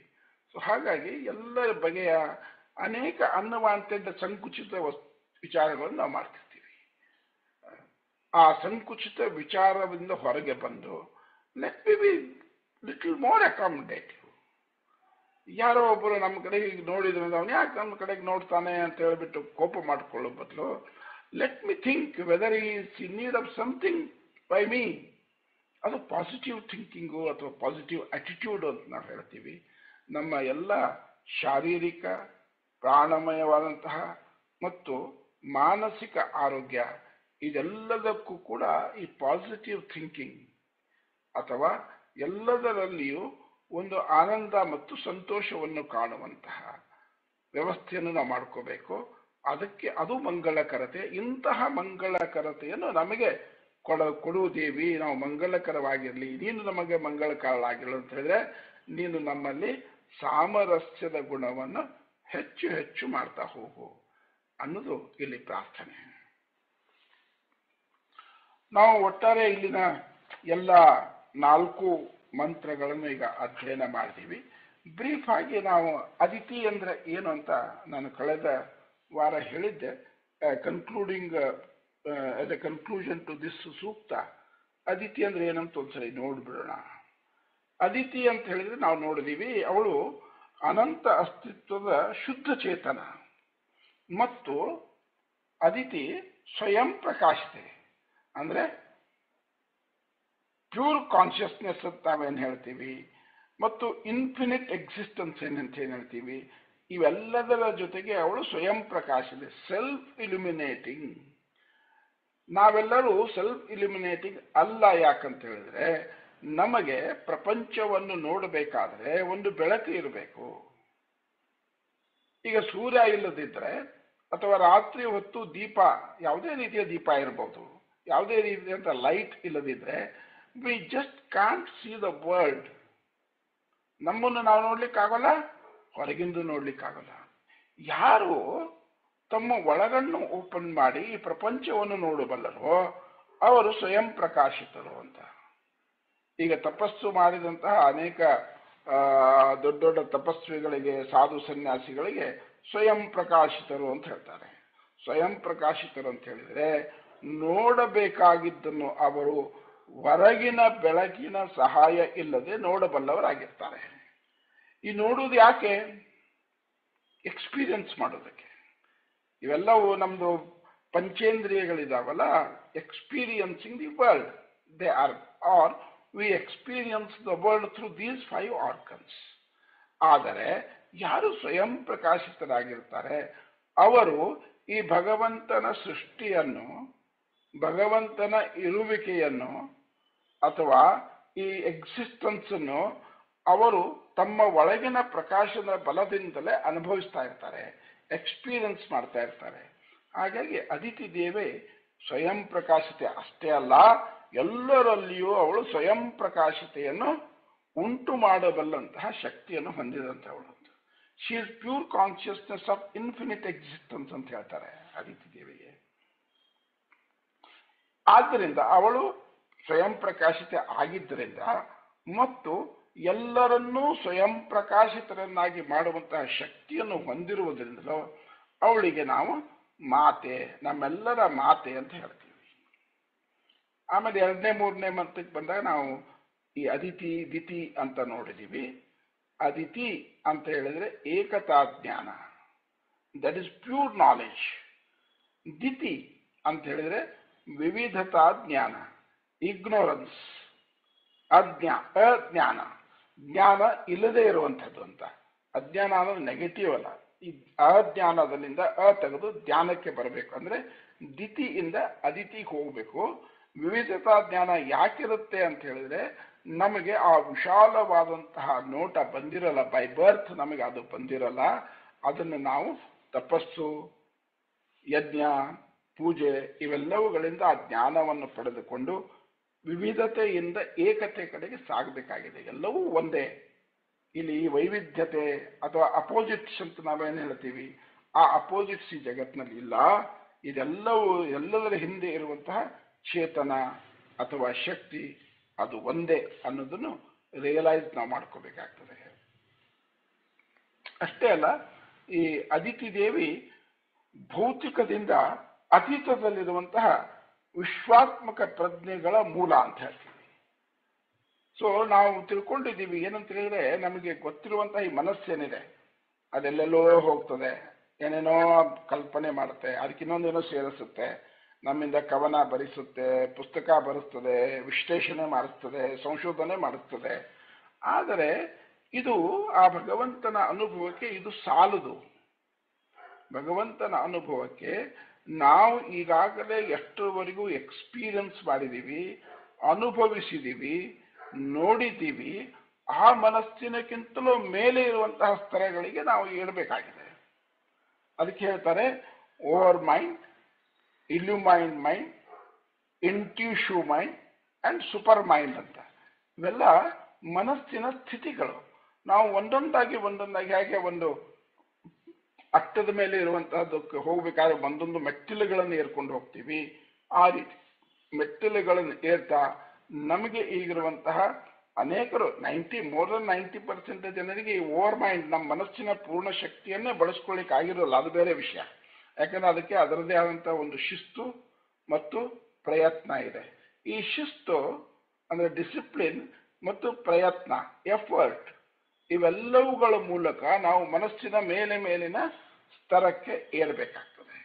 ಆ ಏರಿಕೆಯಲ್ಲಿ ಪ್ರಯತ್ನ ಮಾಡಿ, ಎಕ್ಸರ್ಸೈಸ್ ಅಂತ ಹೇಳ್ತೀವಿ. ಹೀಗೆ ಶಾರೀರಿಕ ಶಕ್ತಿಯನ್ನು ಮತ್ತು ಶಾರೀರಿಕ ಸಬಲತೆ ಅಥವಾ ಒಂದು ಸುದೃಢತೆ ಇದನ್ನು ಸ್ಥಾಪನೆ ಮಾಡ್ಕೋಬೇಕಾದ್ರೆ ನಾವೇನ್ ಮಾಡ್ತೀವಿ, ವಿವಿಧ ವ್ಯಾಯಾಮಗಳನ್ನು ಮಾಡ್ತೀವಿ. ಹಾಗೆ ಈ ಮನಸ್ಸನ್ನು ಹಿಡ್ಕೊಂಡ್ಬಿಟ್ಟು ಅದೊಂದು ವ್ಯಾಯಾಮ ನಡೆಸ್ತಿರ್ಬೇಕು. ಅದಕ್ಕೊಂದು ಚೂರು ದಿನ ವಾರದಿಂದ ವಾರಕ್ಕೆ, ತಿಂಗಳಿಂದ ತಿಂಗಳಿಗೆ, ವರ್ಷದಿಂದ ವರ್ಷಕ್ಕೆ ಅದು ಮೇಲಕ್ಕೆ ಹೋಗ್ತಿರ್ಬೇಕು. ಅದು ನಮಗೆ ಗೊತ್ತಾಗುತ್ತೆ, ನಮಗೆ ಖಂಡಿತ ಗೊತ್ತಾಗ್ತದೆ. ನಮ್ಗೆ ಎಷ್ಟು ಹೋಗಿದ್ದೀವಿ ಅಂತ ಅನ್ನೋದು ಸ್ವಲ್ಪ ಗಮನ ಕೊಟ್ಟು ನೋಡಿದರೆ ಅದು ಗೊತ್ತಾಗ್ತದೆ. ಎಲ್ಲ ಗಮನ ಕೊಡುವಂತಹ ಅವಧಿಗಳಿಗೆ ನಾವು ಮೆಡಿಟೇಷನ್ ಅಂತ ಹೇಳ್ತೀವಿ. ಧ್ಯಾನ ಮಾಡುವುದೇ ಆ ಕಾರಣಕ್ಕೋಸ್ಕರ. ನಾನು ಎಲ್ಲಿದ್ದೀನಿ, ಎಲ್ಲಿಗೆ ಹೋಗ್ಬೇಕಾಗಿದೆ, ಎಷ್ಟು ಪ್ರಗತಿ ಹೊಂದಿದ್ದೀನಿ, ಇದೆಲ್ಲದರದ್ದು ಆಡಿಟ್ ನಡಿಬೇಕಾಗಿದ್ದು ಈ ಧ್ಯಾನದಲ್ಲಿ ಅಥವಾ ಮೆಡಿಟೇಷನ್ನಲ್ಲಿ. ನಮ್ಮ ಹೊರಗಿನ ಅಂದ್ರೆ ಈ ಬಾಹ್ಯ ಪ್ರಪಂಚದಲ್ಲಿ ತೊಡಗಿದಂತಹ ಮನಸ್ಸಿಗೆ ಇದನ್ನು ಅನಲೈಸ್ ಮಾಡುವುದಾಗಲಿ, ಇದನ್ನು ಅರ್ಥ ಮಾಡಿಕೊಳ್ಳುವುದಾಗಲಿ, ಅಥವಾ ಇದಕ್ಕೆ ಸ್ಪಂದಿಸುವಂತಹ ಆ ಶಕ್ತಿ ಈ ಬಾಹ್ಯ ಜಗತ್ತಿನಲ್ಲಿ ತೊಡಗಿದ ಮನಸ್ಸಿಗೆ ಇಲ್ಲ. ಹಾಗಾಗಿ ನಾವು ಅದಕ್ಕೆ ಸ್ವಲ್ಪ ಸೂಕ್ಷ್ಮಗೊಳಿಸಬೇಕಾಗ್ತದೆ. ಈ ಬಾಹ್ಯ ಜಗತ್ತಿನಿಂದ ನಮ್ಮ ಅಟ್ರಾಕ್ಷನ್ ಅಥವಾ ಅದರಲ್ಲಿ ನಮ್ಮ ತೊಡಗಿದಂತಹ ನಮ್ಮ ಮನಸ್ಸನ್ನು ಹಿಂದಕ್ಕೆ ಕಳ್ಕೊಂಡ್ಬಿಟ್ಟು ನಾವು ಇನ್ನೂ ಉನ್ನತ ಮಟ್ಟದ್ದು ಏನಿದೆ ಅದನ್ನು ನಾವು ನೋಡಬೇಕಾಗ್ತದೆ. ಅದಕ್ಕೆ ಅದರಿಂದ ಹಿಂದೆ ಸರಿದು ನಿಲ್ಬೇಕು. ಈಗ ಸಪೋಸ್ ನಮ್ಮ ಮುಂದೆ ನಾನು ಒಂದು 5 ಅಡಿ ಎತ್ತರ ಇದ್ದೀನಿ ಅಂತ ಹೇಳಿದ್ರೆ ನನ್ನ ಕಣ್ಣು ಸುಮಾರು 4.75 ಅಡಿಗೆ ಇರ್ತದೆ. ನನ್ನ ಮುಂದೆ 5.5 ಅಡಿಯದೊಂದು ಗೋಡೆ ಇದ್ರೆ, ಆದ್ರೆ ಹಿಂದೆ ಇನ್ನಷ್ಟು ಗೋಡೆಗಳಿದ್ರೆ ಹಿಂದಿನ ಗೋಡೆ ನನಗೆ ಹತ್ತಿರದಿಂದ್ರೆ ಕಾಣಲ್ಲ. ಅದಕ್ಕೆ ನಾನೇನ್ ಮಾಡಬೇಕಾಗತ್ತೆ, ಹಿಂದಿನ ಗೋಡೆ ಕಾಣಬೇಕು ಅಂದ್ರೆ ಒಂದು ಈ ಗೋಡೆ ಮೇಲೆ ಹತ್ತಿ ನಿಲ್ಬೇಕು, ಅಥವಾ ಒಂದು 10 ಹೆಜ್ಜೆ ಈ ಗೋಡೆಯಿಂದ ದೂರ ಸರಿಬೇಕು. 10 ಹೆಜ್ಜೆ ಈ ದೂರ ಸರಿದ್ರೆ ಅಲ್ಲಿ ದೂರದ್ದು ಕಾಣ್ತದೆ. ಹಾಗೆ ಈ ಜಗತ್ತಿನೊಳಗೆ ನಾವೇನು ಸಿಕ್ಕಾಕೊಂಡಿದ್ದೀವಿ, ಈ ಜಗತ್ತಿಗೆ ಹತ್ತಿರದಲ್ಲಿ ನಿಂತಿದ್ದೀವಿ, ಅದರಿಂದ ಸ್ವಲ್ಪ ದೂರ ಬರಬೇಕು. ಆ ದೂರ ಬಂದಾಗ ಹಿಂದಿನ ಎತ್ತರದ ಗೋಡೆ ಏನಿದೆ ಅದು ಎಷ್ಟೇ ಎತ್ತರ ಇದ್ರೂ ನನಗೆ ಕಾಣಲ್ಲ. ಆ ಗೋಡೆಗೆ ಹತ್ತಿರ ನಿಂತ್ಕೊಂಡು ಅದು 50 ಅಡಿ ಎತ್ತರ ಇದ್ರೂ ನನಗೆ ಕಾಣಲ್ಲ. ಅದು ಕಾಣಬೇಕು ಅಂತ ಇದ್ರೆ ನಾನು ಸ್ವಲ್ಪ ದೂರ ಬರಬೇಕು. ಅಂದ್ರೆ ಈ ಜಗತ್ತಿನ ಆಕರ್ಷಣೆಗಳಿಂದ ಅಥವಾ ಈ ಜಗತ್ತಿನಲ್ಲಿ ತೊಡಗಿದಂತಹ ನಮ್ಮ ಮನಸ್ಸನ್ನು ಅದರಿಂದ ಹೊರಗೆ ತೆಗೆದು ಈ ದೊಡ್ಡದನ್ನು ನಾವು ನೋಡಬೇಕಾಗ್ತದೆ. ಹಾಗಾಗಿ ಈ ವಿಶ್ವಾತ್ಮಕ ಪ್ರಜ್ಞೆ ಅಂದ್ರೆ ಅದು. ಈ ವಿಶ್ವಾತ್ಮಕ ಪ್ರಜ್ಞೆಗೆ ಮೂಲ ಅಂತಂದ್ರೆ ಈ ಅದಿತಿ ದೇವಿ. ಅದಕ್ಕೋಸ್ಕರ ನಾವು ಅದಿತಿ ದೇವಿಯನ್ನು ಆವಾಹಿಸಬೇಕು ಅನ್ನೋದು ಮಂತ್ರದಲ್ಲಿ ತಿಳ್ಕೊಂಡಿವಿ. ಅದೇ ರೀತಿ ಅದಿತಿಗೆ ಜ್ಯೋತಿಷ್ಮತಿ ಅನ್ನುವಂತಹ ಹೆಸರು ಇದೆ. ಜ್ಯೋತಿಷ್ಮತಿ ಅಂತ ಹೇಳಿದ್ರೆ ಬೆಳಕಿನ ಉಗಮ ಇರುವಂಥದ್ದು, ಬೆಳಕನ್ನು ಹಂಚುವಂಥವಳು, ತಾನೇ ಸ್ವಯಂ ಪ್ರಕಾಶಿತ ಆಗಿರುವಂಥವಳು ಅಂತ. ಧಾರಯತ್ ಕ್ಷಿತಿಂ, ಅವಳು ಹಿಂದೆ ಈ ಮಂತ್ರದಲ್ಲಿ ಈಗ ಹೆಂಗೆ 4ನೇ ಮಂತ್ರದಲ್ಲಿ ನೋಡಿದೀವಿ ಅದೇ ರೀತಿ ಅವಳು ಈ ಪೃಥ್ವಿಯನ್ನು ಎತ್ತಿ ಹಿಡಿಯುವಂಥವಳು. ಅಂದ್ರೆ ತಾಯಿಯಾಗಿ ಈ ಎಲ್ಲ ಮಕ್ಕಳನ್ನು ಬೆಳೆಸೋದಕ್ಕೆ ಕಟಿಬದ್ಧವಾಗಿ ನಿಂತಂಥವಳು. ನಾವು ತಾಯಿಯಾಗಿ ಅವಳು ನಮ್ಮೆಲ್ಲರ ಸಂರಕ್ಷಣೆ ಮಾಡ್ತಾ ಇದ್ದಾರೆ. ಆದರೆ ಆ ತಾಯಿಗೆ ನಾವು ಹೋಗಿ ಕೇಳಬೇಕು ನನಗೇನು ಬೇಕು ಅಂತ, ಹೇಳಬೇಕು ನನಗೇನಾಗ್ತಾ ಇದೆ ಅಂತ. ತಾಯಿನೇ ಎಲ್ಲ ಅರ್ಥ ಮಾಡ್ಕೊಳ್ಳಿ ಅನ್ನುವಂತಹ ಸೋಂಬೇರಿತನವನ್ನು ಬಿಟ್ಟು ಆ ತಾಯಿಗೆ ನನಗೇನು ಬೇಕು, ನಾನೇನು ಮಾಡ್ತಿದ್ದೀನಿ, ನನಗೇನು ಅನಿಸ್ತಿದೆ ಅಂತ ತಾಯಿ ಹತ್ರ ಹೇಳ್ಕೊಂಡ್ರೆ ಅವಳು ಬೇಗ ಸ್ಪಂದಿಸ್ತಾಳೆ. ಅದನ್ನ ಇಲ್ಲಿ ಋಷಿಗಳು ಅವಳು ಏನು ನಾನು ತಿಳ್ಕೊಂಡಿದ್ದೀನಿ, ನಾನೇನಂತ ನೀನು ತಿಳ್ಕೊಮ್ಮ ಅಂತ ತಮ್ಮ ಮನಸ್ಸನ್ನು ಬಿಚ್ಚಿಡ್ತಾ ಇದ್ದಾರೆ. ಆಮೇಲೆ ನಾವು ಯಜುರ್ವೇದ, ಅಥರ್ವ ವೇದ ಮತ್ತು ಋಗ್ವೇದ ಎಲ್ಲ ಕಡೆಗೂ ಅದಿತಿಯನ್ನು ಉದ್ದೇಶಿಸಿದ ಒಂದು ಮಂತ್ರವನ್ನು ಕೂಡ 3ನೇ ಮಂತ್ರ ಅಧ್ಯಯನ ಮಾಡುವಾಗ ನೋಡಿದೀವಿ. ಅದಿತಿರ್ ಜೌ ಅದಿತಿರ್ ಅಂತರಿಕ್ಷಂ ಅದಿತಿರ್ ಮಾತಾಸ ಪಿತಾಸ ಪುತ್ರ ವಿಶ್ವೇ ದೇವ ಅದಿತಿ ಪಂಚಜನ ಅದಿತಿರ್ ಜಾತಂ ಅದಿತಿರ್ ಜನಿತ್ವಂ. ಹುಟ್ಟುವವಳು ಅವಳೇ, ಹುಟ್ಟಿಸುವವಳು ಅವಳೇ, ಇರುವವಳು ಅವಳೇ, ಬೆಳೆಯುವವಳು ಅವಳೇ, ಎಲ್ಲವೂ ಅದಿತಿಮಯ ಅಂತನ್ನೋದನ್ನು ನಾವು ಈ ಎಲ್ಲ 3 ವೇದಗಳಲ್ಲಿ ಉಲ್ಲೇಖ ಆದಂತಹ ಮಂತ್ರವನ್ನು ನೋಡಿದ್ದೀವಿ. ಇನ್ನೊಂದು ಅದಿತಿಗೆ ಉಭಯತ ಶೀರ್ಷ್ಣಿ ಅಂತೂ ಹೆಸರಿದೆ. ಅಂದ್ರೆ ಎರಡೂ ಕಡೆಗೂ ಮುಖ ಉಳ್ಳಂಥವಳು, ಅರ್ಥ ಸ್ವರ್ಗದಲ್ಲಿಯೂ ಮುಖ ಉಳ್ಳಂಥವಳು, ಭೂಮಿಯಲ್ಲೂ ಮುಖ ಉಳ್ಳಂಥವಳು, ಎರಡೂ ಮುಖಗಳು ಈಕ್ವಲ್ ಇಂಪಾರ್ಟೆನ್ಸ್ ಇರುವಂಥವಳು. She enjoy the swarga and she supports the bhumi. ಅಲ್ಲಿ ಆನಂದ ಪಡ್ತಾಳೆ ಅಂತ ಹೇಳಿಬಿಟ್ಟು ಇದನ್ನೇನು ಬಿಟ್ಬಿಟ್ಟಿಲ್ಲ, ನಮ್ಮನ್ನೆಲ್ಲ ಕೈ ಬಿಟ್ಬಿಟ್ಟಿಲ್ಲ, ನಮ್ಮನ್ನು ತಮ್ಮ ಜೊತೆಗೆ ಇಟ್ಕೊಂಡಿದ್ದಾಳೆ. ನಾವು ಕರೆದರೆ ಅವಳು ಬಂದು ನಮಗೆ ಮಂಗಳಕರತೆಯನ್ನು, ಆಸ್ಪೀಷಿಯಸ್ನೆಸ್ ಅನ್ನು ಉಂಟು ಮಾಡ್ತಾಳೆ. ಸೊ ಇದು in summary, this is the summary of the Neela Sukta. ಇದನ್ನು ನಾವು ಮನಸ್ಸಲ್ಲಿ ಇಟ್ಕೊಳ್ಳೋಣ. ಇಲ್ಲಿ ಬರೀ ಆಡುವ ಮಾತುಗಳನ್ನ ಕೇಳಿದ್ರೆ ಇದು ಅಷ್ಟು ಕಂಪ್ಲೀಟ್ಲಿ ಡೈಜೆಸ್ಟ್ ಆಗಿರಲ್ಲ. ನಾವು ಮತ್ತೆ ಮತ್ತೆ ಆ ಮಂತ್ರಗಳಿಗೆ ಮತ್ತು ಆ ಮಂತ್ರಗಳಿಗೆ ಬಹಳ ಸರಳವಾಗಿ ನಾವು ಬರೆದಂತಹ ಉತ್ತರಗಳ ಕಡೆಗೆ ಗಮನ ಕೊಟ್ಟರೆ ಇನ್ನಷ್ಟು ಅದಿತಿ ದೇವಿ ನಮಗೆ ಹತ್ತಿರ ಆಗ್ತಾರೆ. ಮೂವಿಂಗ್ ಟು ದಿ ನೆಕ್ಸ್ಟ್ ಸೂಕ್ತ, ಒಂದು ಮಂತ್ರ ನೋಡೋಣ ಇವತ್ತು.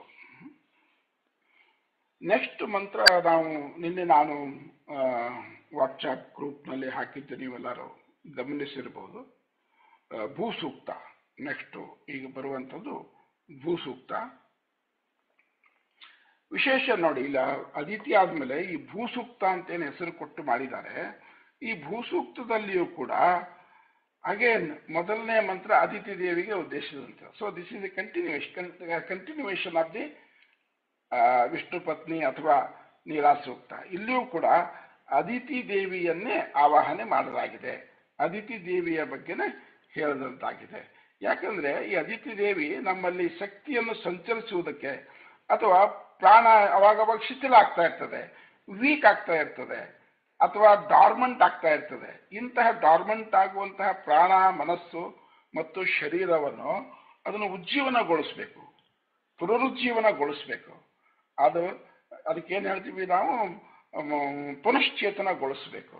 ಈ ಪುನಶ್ಚೇತನಗೊಳಿಸುವಂತಹದ್ದು ಶರೀರ, ಪ್ರಾಣ, ಮನಸ್ಸು ಇವುಗಳು ನಾನಾ ಕಾರಣಗಳಿಂದಾಗಿ ಅದು ಸ್ವಲ್ಪ ಡಾರ್ಮೆಂಟ್ ಆಗ್ತವೆ, ಅಥವಾ ಸುಸ್ತಾಗ್ತವೆ, ಅಥವಾ ಅಶಕ್ತ ಆಗ್ತವೆ. ಇಂಥ ಎಲ್ಲ ಸಮಯಕ್ಕೂ ನಮಗೆ ಹೊರಗಡೆಯಿಂದ ಒಂದು ಶಕ್ತಿ ಬರಬೇಕು ಅದನ್ನು ಏಳಿಸೋದಕ್ಕೆ. ಹಾಗೆ ಉಪನಿಷತ್ತುಗಳು ಕರೆ ಕೊಟ್ಟುವಲ್ಲ, ಉತ್ತಿಷ್ಟ ಸಜಾಗ್ರದ ಪ್ರಾಪ್ಯವರಾನ್ ನಿಬೋಧತ, ಎದ್ದೇಳಿ ಗುರಿ ತಲುಪುವವರೆಗೂ ನಿಲ್ಲದಿರಿ ಅಂತ ಅಧ್ಯಯನಕ್ಕೆ ಸಂಬಂಧಪಟ್ಟಂಗೆ ಅದನ್ನು ಹೇಳಿದ್ದಾರೆ. ಆದರೆ ಅದನ್ನು ನಾವು ನಮ್ಮ ಜೀವನಕ್ಕೂ ಕೂಡ ಅಪ್ಲೈ ಮಾಡುವ ಹಾಗೆ, ಅನ್ವಯಿಸುವ ಹಾಗೆ ಆ ವೇದದ ಮಂತ್ರವನ್ನು ನಾವು ಅರ್ಥ ಮಾಡ್ಕೋಬಹುದು.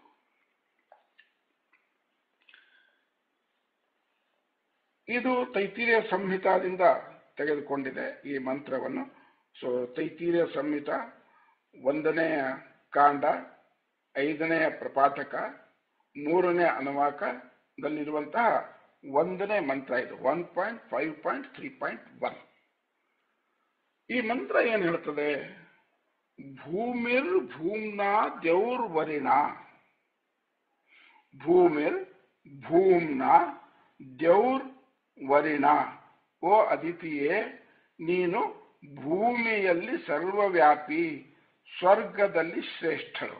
ನಾವು ಹಿಂದೆ ನೋಡಿದೀವಲ್ಲ, ಆ ಮಂತ್ರದಲ್ಲಿ ಬಂದದ್ದು ಇದೇ ವಿಷಯ. ಭೂಮಿರ್ ಭೂಮ್ನಾ ದ್ಯೌರ್ವರಿಣ ಅಂತರಿಕ್ಷಂ ಮಹಿತ್ವಾಂ, ಅಂತರಿಕ್ಷದಲ್ಲಿ ವಿಶಾಲರಾಗಿದ್ದೀಯ. ಉಪಸ್ಥೇತೆ ದೇವಿ ಅದಿತೆ, ಓ ಅದಿತಿ ದೇವಿಯೇ, ನಾನು ನಿನ್ನ ಮಡಿಲಲ್ಲಿ ಅನ್ನದಾತ ಅಗ್ನಿಯನು ಅನ್ನದ ಸೇವನೆಗೆ ಇಡುವೆನು. ಅಗ್ನಿಂ ಅನ್ನಾದಂ ಅನ್ನಾದ್ಯಾಯ ಆದದೆ. ಇಂತಹ ಸಾಲುಗಳು ಬಂದಾಗ ಮೋಸ್ಟ್ ಆಫ್ ಅಸ್ ಆರ್ ಸ್ಟ್ರಕ್ಡ್. ಇಲ್ಲಿ ಹೆವಿ ಸಿಂಬಾಲಿಸಮ್. ಅನ್ನದಾತ ಅಗ್ನಿಯನ್ನು ಅನ್ನದ ಸೇವನೆಗೆ ಇಡುವೆನು ಅಂತ. ಅನ್ನದಾತ ಅಂದ್ರೆ ಕೊಡುವವನು ಅಂತ. ಈಗ ಅವನನ್ನೇ ಮತ್ತೆ ನಾನು ಅದನ್ನು ತಿನ್ನೋದಕ್ಕೆ ಅಥವಾ ಅದನ್ನು ಸ್ವೀಕರಿಸೋದಕ್ಕೆ, ಅದನ್ನು ಖಾಲಿ ಮಾಡೋದಕ್ಕೆ ಇಟ್ಟಿದ್ದೀನಿ ಅಂದ್ರೆ ಏನರ್ಥ? ಇಂಥದ್ದು ಬಂದಾಗ ನಮಗೆ ಬಹಳಷ್ಟು ತಾಳ್ಮೆ, ಬಹಳಷ್ಟು ಶ್ರದ್ಧೆ ಮತ್ತು ಬಹಳಷ್ಟು ಋಷಿಗಳು ಹೇಳುವ ರೀತಿಯನ್ನು ಅರ್ಥೈಸಿಕೊಳ್ಳುವಂತಹ, ಅರಗಿಸಿಕೊಳ್ಳುವಂತಹ ಶಕ್ತಿ ಅಥವಾ ತಾಳ್ಮೆ ಬೇಕಾಗ್ತದೆ. ಅಗ್ನಿಂ ಅನ್ನಾದಂ ಅನ್ನಾದ್ಯಾಯ ಆದದೆ, ಅನ್ನದಾತ ಅಗ್ನಿಯನು ಅನ್ನದ ಸೇವನೆಗೆ ಇಡುವೆನು ಅಂತ. ಸೊ ಈ ಸಾಲುಗಳು ನಮಗೆ ಕ್ಲಿಯರ್. ಓ ಅದಿತಿಯೇ, ನೀನು ಭೂಮಿಯಲ್ಲಿ ಸರ್ವವ್ಯಾಪಿ, ಸ್ವರ್ಗದಲ್ಲಿ ಶ್ರೇಷ್ಠಳು, ಅಂತರಿಕ್ಷದಲ್ಲಿ ವಿಶಾಲಳು ಅಂತ. ನೀನು ಒಟ್ಟಾರೆ ಅರ್ಥ ಏನಂದ್ರೆ, ಯು ಆರ್ ಎವ್ರಿವೇರ್ ಅಂತ. You are residing everywhere. There is no place where one cannot find you. You are everywhere. ಈ ಹಿಂದಿನಕ್ಕಿಂತ ವಿಶೇಷವಾಗಿ ಬರುವಂಥದ್ದು ಅನ್ನದಾತ ಅಗ್ನಿಯನು ಅನ್ನದ ಸೇವನೆಗೆ ಇಡುವೆ ಅಂತ. ಇಲ್ಲಿ ಅಗ್ನಿ ತಗೊಳ್ಳಿ. ಅಗ್ನಿಗೆ ಇನ್ನೊಂದು ಎಪಿಥೆಟ್ ಕೂಡ ಇದು ಅಂತ ನಾವು ಹೇಳ್ಬೋದು. ಏನಂದ್ರೆ ಅನ್ನಾದ್ಯಾಯ, ಅನ್ನಾದಂ ಅಂದ್ರೆ ಅನ್ನದಾತ. ಅಗ್ನಿ ಅನ್ನಾದಂ, ಅಗ್ನಿ ಅನ್ನದಾತ ಇದ್ದಾನೆ. ಅದಕ್ಕೆ ಮತ್ತೊಂದು ಎಪಿಥೆಟ್ ಏನು? ಅನ್ನಾದ್ಯಾಯ, ಅವನು ಸೇವಿಸುವಂಥವನು, ಅನ್ನವನ್ನು ಸೇವಿಸುವಂಥವನು. ನಾವೆಲ್ಲ ತಿಳ್ಕೊಂಡಿದ್ದೀವಿ ಚೆನ್ನಾಗಿ. ವೇದದಲ್ಲಿ ಅನ್ನ ಅಂತ ಹೇಳಿದರೆ ಕೇವಲ ನಾವು ಊಟ ಮಾಡುವಂತಹ ವಸ್ತು ಅಲ್ಲ, ಹೊಟ್ಟೆಯನ್ನು ತುಂಬಿಸಿಕೊಳ್ಳುವುದಕ್ಕೆ ನಾಲಿಗೆಗೆ ರುಚಿಗೆ ಇರುವಂಥದ್ದು ಅಷ್ಟೇ ಅನ್ನ ಅಲ್ಲ. ವೇದದಲ್ಲಿ ಅನ್ನ ಅಂತ ಹೇಳಿದ್ರೆ anything that nourishes or supports a being. ಮನುಷ್ಯನನ್ನು ಅಥವಾ ಜೀವಿಗಳನ್ನು ಎತ್ತಿ ಹಿಡಿಯಬಲ್ಲಂಥದ್ದು ಅಥವಾ ಅವರನ್ನು ಅವುಗಳನ್ನು ಪೋಷಿಸಬಲ್ಲಂಥದ್ದು, ವಿಚ್ ನರಿಷಸ್, ಪೋಷಿಸಬಲ್ಲಂತಹ ಎಲ್ಲವೂ ಕೂಡ ಅನ್ನ ಅಂತಲೇನೆ ವೇದದಲ್ಲಿ ಪರಿಗಣನೆ ಮಾಡಿದ್ದಾರೆ. ಒಂದು ಭಾಗ. ಇನ್ನೊಂದು ಭಾಗ ನಾವು ಉಪನಿಷತ್ತುಗಳಿಗೆ ಮತ್ತು ತೈತಿರೀಯ ಸಂಹಿತೆಗೆ ಬಂದ್ರೆ ಅಲ್ಲಿ ನಾವು ಕಾಣುವುದೇನಂತ ಹೇಳಿದ್ರೆ, ಈ ಅನ್ನ ಅಂತ ಹೇಳೋದು ಕೇವಲ ಹೀಗಾಗಿ ಒಂದು ಎಂಜಿನ್ನಿಗೋ, ಒಂದು ಮಷೀನಿಗೋ ಅಥವಾ ಒಂದು ಆಟೋಮೊಬೈಲಿಗೋ ಅದು ಓಡುವುದಕ್ಕೆ ಬಲ ಬೇಕು ಅಂತ ಹೇಳ್ಬಿಟ್ಟು ಅದಕ್ಕೊಂದು ಇಂಧನ ಹಾಕ್ತಾರೆ. ಫ್ಯೂಯಲ್, ಇಂಧನ ಇರ್ತದೆ. ಆ ಫ್ಯೂಯಲ್ ಅಥವಾ ಇಂಧನ ಇದ್ದಾಗ ಅದು ತನ್ನ ಎಂಜಿನ್ ಕೆಲಸ ಮಾಡ್ತದೆ, ಮುಂದೆ ಕರ್ಕೊಂಡು ಹೋಗ್ತದೆ. ಸೊ ಇವತ್ತಿನ ಆಧುನಿಕ ಕಾಲದ ವಿಜ್ಞಾನಿಗಳು ಅಥವಾ ಈ ಜೀವಶಾಸ್ತ್ರಜ್ಞರು ಹೇಳುವುದೇನಂತ, ಅಥವಾ ವೈದ್ಯರು ಹೇಳುವುದೇನೆಂದ್ರೆ, ಶರೀರದ ಚಾಲನೆಗೆ ಆಹಾರ ಒಂದು ಇಂಧನ ಅಂತ. It is just a fuel to the body, to energise the body or to support the body to do its activities.